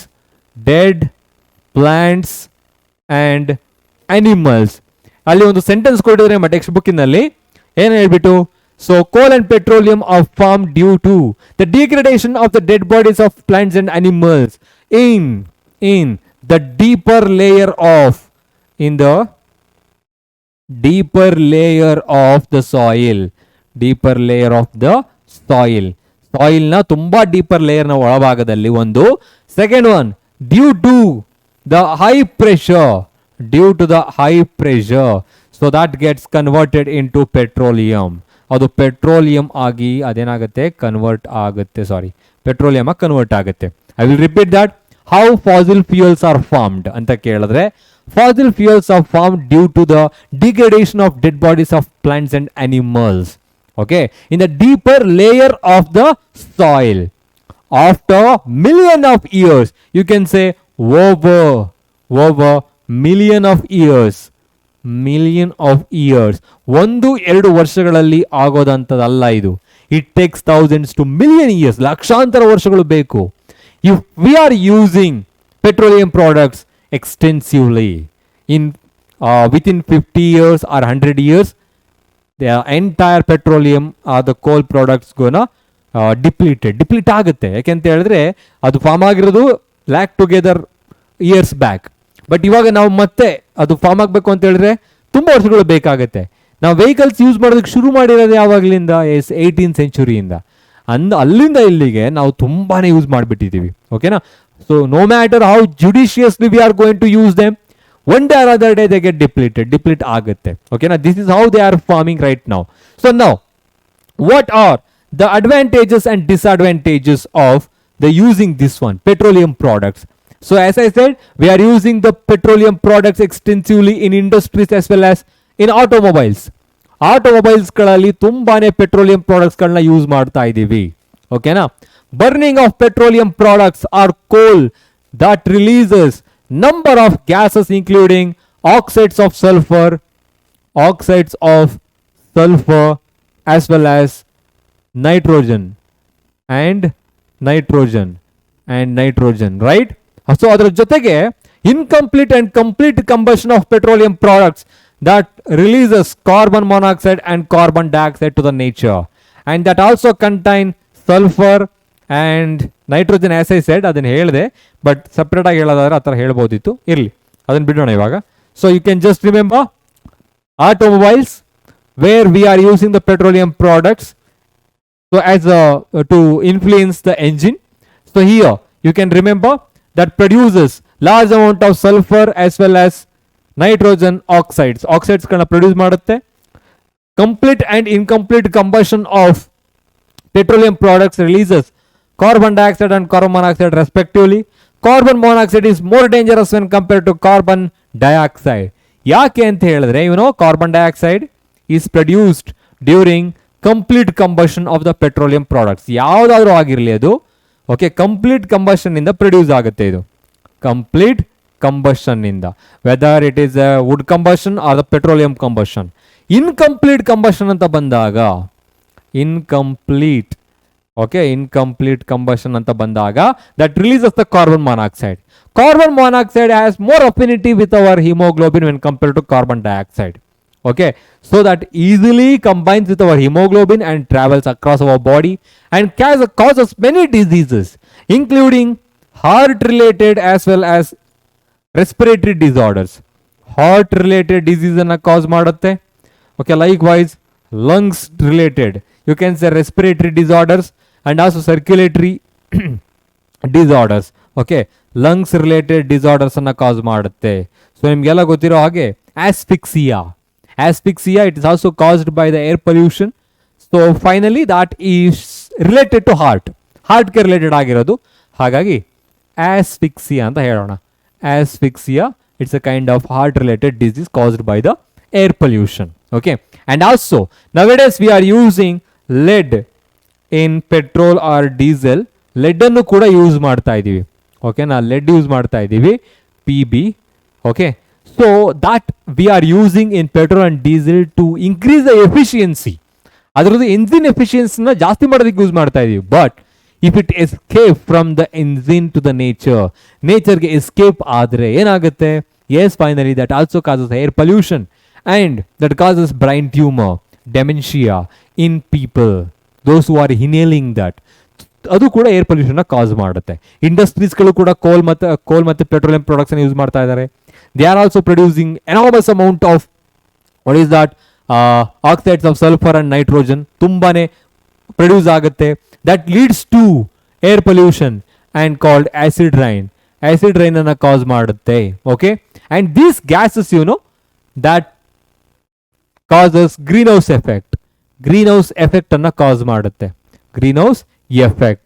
So greenhouse effect ಅಲ್ಲಿ ಏನೇನಿರುತ್ತೆ ಅಂತ ಹೇಳಿದ್ರೆ ಯೂಶುವಲ್ ಆಗಿ ಕಾರ್ಬನ್ ಡೈಆಕ್ಸೈಡ್ ಆಗಿರ್ಬೋದು, ಮೀಥೇನ್ ಆಗಿರ್ಬೋದು, ವಾಟರ್ ವೇಪರ್ಸ್, ಇದೆಲ್ಲವೂ ಕೂಡ ಗ್ರೀನ್ ಹೌಸ್ ಎಫೆಕ್ಟ್ ಆಗುತ್ತೆ. Prolonged greenhouse effect, prolonged air pollution that leads to global warming, ಅದು ಗ್ಲೋಬಲ್ ವಾರ್ಮಿಂಗ್ ಅನ್ನ ಕಾಸ್ ಮಾಡುತ್ತೆ. Okay, so remember that these 3 words you have to remember. So ಯಾವ್ಯಾವುದು ಆಗಿದ್ರೆ, ಒಂದು petroleum ಬಗ್ಗೆ ಮಾತಾಡ್ತಾ ಇದೀವಿ ನಾವು. Petroleum products, whether it is petrol, diesel, kerosene, naphtha, CNG, LPG, whatever it is, ಎಲ್ಲವೂ ಕೂಡ ಏನಾಗುತ್ತೆ, ಅದು ಪೆಟ್ರೋಲಿಯಂ ಪ್ರಾಡಕ್ಟ್ಸ್ಗಳೇ. So burning of petroleum products, ಅದನ್ನ ಬರ್ನ್ ಮಾಡ್ತಾ ಇದ್ರೆ, ಬರ್ನಿಂಗ್ ಅಂತ ಹೇಳಿದ್ರೆ using in automobiles as well as in industries, so that causes air pollution, ಅದು ಏರ್ ಪೊಲ್ಯೂಷನ್ ನ ಕಾಸ್ ಮಾಡುತ್ತೆ. So prolonged air pollution that leads to greenhouse effect, ಅದು greenhouse effect ಅನ್ನ cause ಮಾಡುತ್ತೆ. Likewise prolonged ಅಂದ್ರೆ long ಅಂತ ಹೇಳ್ತಾ ಹೋಗ್ತೀವಿ, ಓವರ್ ಲಾಂಗ್ ಅಂತ ಹೇಳ್ಬೋದು. Prolonged greenhouse effect that leads to global warming, ಅದು ಗ್ಲೋಬಲ್ ವಾರ್ಮಿಂಗ್ ಅನ್ನ ಕಾಸ್ ಮಾಡುತ್ತೆ. Global warming. So what are these greenhouse effect ಅಂತ ಹೇಳಿದ್ರೆ? ಸೊ ಗ್ರೀನ್ ಹೌಸ್ ಅಂತ ಹೇಳಿದ್ರೆ these are the small houses where we are growing the plants to maintain the temperature. ಇಲ್ಲಿ greenhouse effect ಅಲ್ಲಿ ಏನಾಗುತ್ತೆ ಅಂತ ಹೇಳಿದ್ರೆ, because of the carbon dioxide as well as the methane, so heat will be trapped with earth surface. Heat earth surface ಅಲ್ಲಿ trap ಆಗ್ತಾ ಹೋಗುತ್ತೆ. That increases the temperature. And when it comes to the prolonged greenhouse effect, that increases the entire what is that process of average temperature. Increase in the average temperature of the earth atmosphere is called global warming. So entire earth surface average temperature ಜಾಸ್ತಿ ಆದ್ರೆ from 1980s to till now, so more than about 1.1 degree Celsius has increased. ಅಂದ್ರೆ sir ಏನ್ 50 years ಅಲ್ಲಿ 1 degree ಜಾಸ್ತಿ ಆಗ್ಬಹುದು, ಆದರೆ 1 degree ಅಂತ ಹೇಳಿದ್ರೆ ಕಡಿಮೆ ಅಲ್ಲ. Just imagine that. ನಾವಿಲ್ಲಿ ಎಷ್ಟು ವರ್ಷಗಳಿಂದ, ಮಿಲಿಯನ್ ವರ್ಷಗಳಿಂದ ಬದುಕಿದೀವಿ. 3.5 billion years ago earth was formed, and finally ಅದು ಆಗಿದ್ದು 4.5. ಸೊ ಫಸ್ಟ್ ಆರ್ಗ್ಯಾನಿಸಮ್ ಫಾರ್ಮೇಷನ್ ಆಗಿದ್ದು 3.5 ಅಲ್ಲಿ.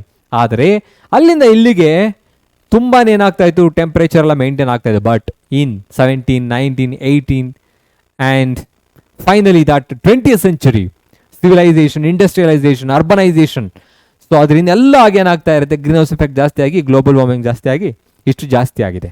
ಓಕೆನಾ? ಅಂದರೆ 1.1 degree Celsius has been increased from last 50 years. Okay, now we need to talk about eco-friendly lifestyle.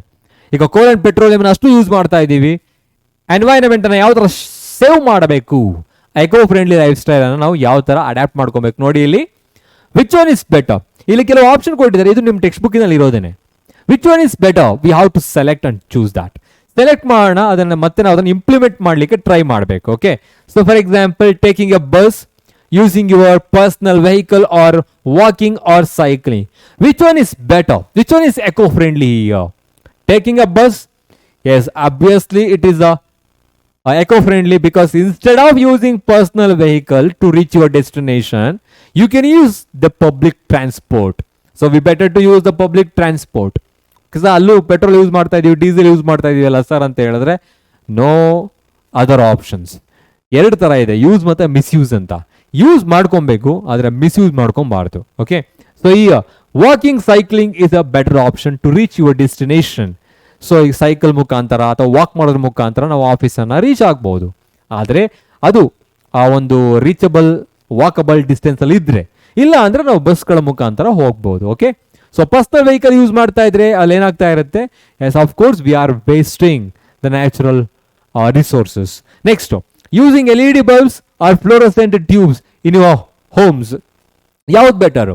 LED ಬಲ್ಬ್ಗಳನ್ನು use ಮಾಡೋದು better. Fluorescent tubes ಅಂತ ಹೇಳಿದ್ರೆ, ಸೊ ಇನ್ಕ್ಯಾಂಡಿಸೆಂಟ್ ಬಲ್ಬ್ ಅಂತೆಲ್ಲ ಬರ್ತಾ ಇತ್ತು, ದಾಟ್ ಓವರ್ ಹೀಟೆಡ್, ಅದು ಓವರ್ ಹೀಟ್ ಆಗುತ್ತೆ, that consume more power when compare to LED. So instead of fluorescent tubes, LEDs, CFL is better, chlorofluorescent lamps.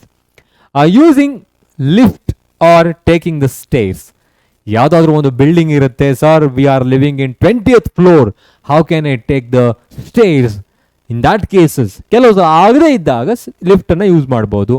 So ಪ್ರತಿ ಸಲ ನಾವು ಲಿಫ್ಟನ್ನೇ ಯೂಸ್ ಮಾಡಬಾರ್ದು ಅಂತ ಹೇಳ್ತಾ ಇರೋದು ಅಷ್ಟೇ. So this one is the taking the stairs is better when compared the using lift. Likewise, wearing an extra sweater or using heating devices on cold days. Cold ಡೇಸಲ್ಲಿ extra ಸ್ವೆಟರ್ನ ವೇರ್ ಮಾಡೋದು better when compare to heating devices. ಈ heating ಡಿವೈಸಸ್ನ use ಮಾಡೋ ಬದಲು extra ಸ್ವೆಟರ್ನ use ಮಾಡ್ಬೋದು. Okay, so these are the concept we have discuss till now. See, first ಸೆಗ್ಮೆಂಟಲ್ಲಿ ನಾವೇನು ತಿಳ್ಕೊಂಡು, natural resources, types of natural resources, and also we have discussed about forest and wild life, ಅದ್ರ ಬಗ್ಗೆ ತಿಳ್ಕೊಂಡು. ಓಕೆನಾ? So next ಸೆಗ್ಮೆಂಟಲ್ಲಿ so ಯಾವ ಥರ water shed ಮ್ಯಾನೇಜ್ಮೆಂಟನ್ನು ಮಾಡಬೇಕು, ಸೊ ಡ್ಯಾಮ್ಸ್ ಮತ್ತು ರಿಸರ್ವಾಯರ್ಸ್ ಅಂದ್ರೆ ಏನು, ಕೋಲ್ ಮತ್ತು ಪೆಟ್ರೋಲಿಯಂ ಅಂದ್ರೆ ಏನು ತಿಳ್ಕೊಂಡು. ಸೊ ಇವಾಗ ಅದ್ರ ಬೇಸಿಸ್ ಮೇಲೆ ಒಂದು 3 ಕ್ವಶನ್ ಇದೆ, ನೋಡೋಣ. Okay, try to answer before I answer. Amrita Devi Bishnoi sacrificed our life to protect the, ಅವಾಗಲೇ ಹೇಳಿದಾಗೆ ಟ್ರೀಸ್ಗಳು ಇಂಪಾರ್ಟೆಂಟು. ಯಾವ ಟ್ರೀಗಳನ್ನ ಅವರು ಪ್ರೊಟೆಕ್ಟ್ ಮಾಡಲಿಕ್ಕೆ ಅವರ ಲೈಫನ್ನು ಸ್ಯಾಕ್ರಿಫೈ ಮಾಡಿದ್ರು? Sal trees, peepal tree, khejri trees and teak trees. The answer is khejri trees in Khejarli villages. Okay, along with her, 363 people were sacrificed their life to protect those trees. Okay, next, which of the following is the age-old concept of water harvesting system in Madhya Pradesh? Madhya Pradesh ಅಲ್ಲಿ ancient water harvesting system ಯಾವುದು ಅಂತ ಕೇಳ್ತಿದ್ದಾರೆ. ಬಂಡೀಸ್, Pond's, ಭಂಡಾರಾಸ್, ನದೀಸ್, ಯಾವುದಿರಬಹುದು? Just remember that I'm going to display the previous one that I have explained. So remember Madhya Pradesh and Uttar Pradesh ಅಲ್ಲಿ ಬಂಡೀಸ್ ಅನ್ನ use ಮಾಡ್ತಾ ಹೋಗ್ತಾರೆ. ಅಂದರೆ ಆ ಮೆಥಡ್ ಮುಖಾಂತರ ಅಲ್ಲಿ ವಾಟರ್ನ ಹಾರ್ವೆಸ್ಟ್ ಮಾಡ್ತಾರೆ. ಸೊ ದ ಆನ್ಸರ್ ಈಸ್, ಇವಾಗ ಯಾವ ಆನ್ಸರ್ ಇರ್ಬೋದು? Option A, pond, bhandaras and nadis. Remember nadis in Rajasthan, bhandaras ಎಲ್ಲಿದೆ ನೋಡಿ. ಹಾಗೇನೆ bhandaras, you must remember that in yes, it's not visible, yeah, in Maharashtra. Bhandaras ಇಲ್ಲಿ ಮಹಾರಾಷ್ಟ್ರದಲ್ಲಿ ಇರುತ್ತೆ. ಸೊ ಅದೇ ತರ ಇನ್ನೊಂದು ಯಾವುದು ಕೊಟ್ಟಿರೋದು? yes, that was nothing but ponds that you can observe in Jammu region. I am going to write that again for you. That's very important as I said for 1 mark. 1 mark ಕೇಳ್ತಾ ಹೋಗ್ತಾರೆ. ಹಾಗಾಗಿ points ಅಲ್ಲಿ kandi belts of the Jammu region, Jammu ಅಲ್ಲಿ ಆ ಥರ ಹೇಳ್ತಾ ಹೋಗ್ತಾರೆ. ಬಂಡಾರಾಸ್ಗೆ ಬಂದಾಗ ಮಹಾರಾಷ್ಟ್ರ ಅಲ್ಲಿ. ನೆಕ್ಸ್ಟ್ ಅದೇ ತರ ನದೀಸ್ ಅಂತ ಬಂದಾಗ again it is Rajasthan. Okay, so now we need to discuss another question. Which environmental problem is associated with the construction of high-rise dams? ಯಾವ್ದಿರ್ಬಹುದು? ಸೊ ನೋಡಿ ಇಲ್ಲಿ a large number of human settlement are submerged in the water. It contributes deforestation and loss of biodiversity. It involves spending of huge amount of money. All the above. Okay, ಇವು ಮೂರು ಕೂಡ problem ಆಗುತ್ತೆ. ಇದನ್ನೇ ನಾವು ಹೇಳಿದ್ದು deforestation ಅಂತ ಹೇಳಿದ್ರೆ ಇದು ಎನ್ವೈರನ್ಮೆಂಟಲ್ ಇಶ್ಯೂ ಆಗುತ್ತೆ. ಇಲ್ಲಿ ಇನ್ವಾಲ್ವ್ಸ್ ಸ್ಪೆಂಡಿಂಗ್ ಮನಿ ಅಂತ ಹೇಳಿದ್ರೆ economical problem. Large human settlement ಅಂತ ಬಂದಾಗ ಅದು ಸೋಷಿಯಲ್ ಪ್ರಾಬ್ಲಮ್ ಆಗುತ್ತೆ. So till now we have discussed about sustainable management of natural resources. So what is the significance and how to manage that? Okay, I hope you all understood that. Still, if you have any doubts, ಇನ್ನೂ ಏನಾದರೂ doubts ಗಳಿದ್ರೆ, as I said previously, YouTube ಸೆಕ್ಷನಲ್ಲಿ comment ಸೆಕ್ಷನಲ್ಲಿ comment ಹಾಕಿ. ಯಾವುದಾದ್ರು question ಗೊತ್ತಾಗಲಿಲ್ಲ ಅಂದರೆ ಅಥವಾ ಯಾವುದಾದ್ರು ಇಂಪಾರ್ಟೆಂಟ್ ಕ್ವಶನ್ಗಳು ಬೇಕು ಅಂತ ಹೇಳಿದ್ರೆ, ಸೊ ಅಲ್ಲಿ ಸಿಗೋಣ. ಮತ್ತೆ ಇದ್ರದ್ದು ಇಂಪಾರ್ಟೆಂಟ್ ಕ್ವಶನ್ಸ್ಗಳನ್ನು ಮತ್ತೆ ನಾವು PW ಆ್ಯಪಲ್ಲಿ, ಸೊ ಅಭಿಮನ್ಯು ಕನ್ನಡ ಬ್ಯಾಚ್ ಅಂತ ಸರ್ಚ್ ಮಾಡಿದ್ರೆ ಅಲ್ಲಿ DPP ಸೊಲ್ಯೂಷನ್ ಸಿಗುತ್ತೆ, ಡೈಲಿ ಪ್ರಾಕ್ಟೀಸ್ ಕ್ವಶನ್ಸ್ಗಳು. ಸೊ ಅಲ್ಲಿ ನೀವು ಅದನ್ನು ಡೌನ್ಲೋಡ್ ಮಾಡ್ಕೊಬೋದು. ಓಕೆನಾ? ಸೊ ಮತ್ತೆ ಸಿಗೋಣ. Till then take care. Bye. Thank you so much.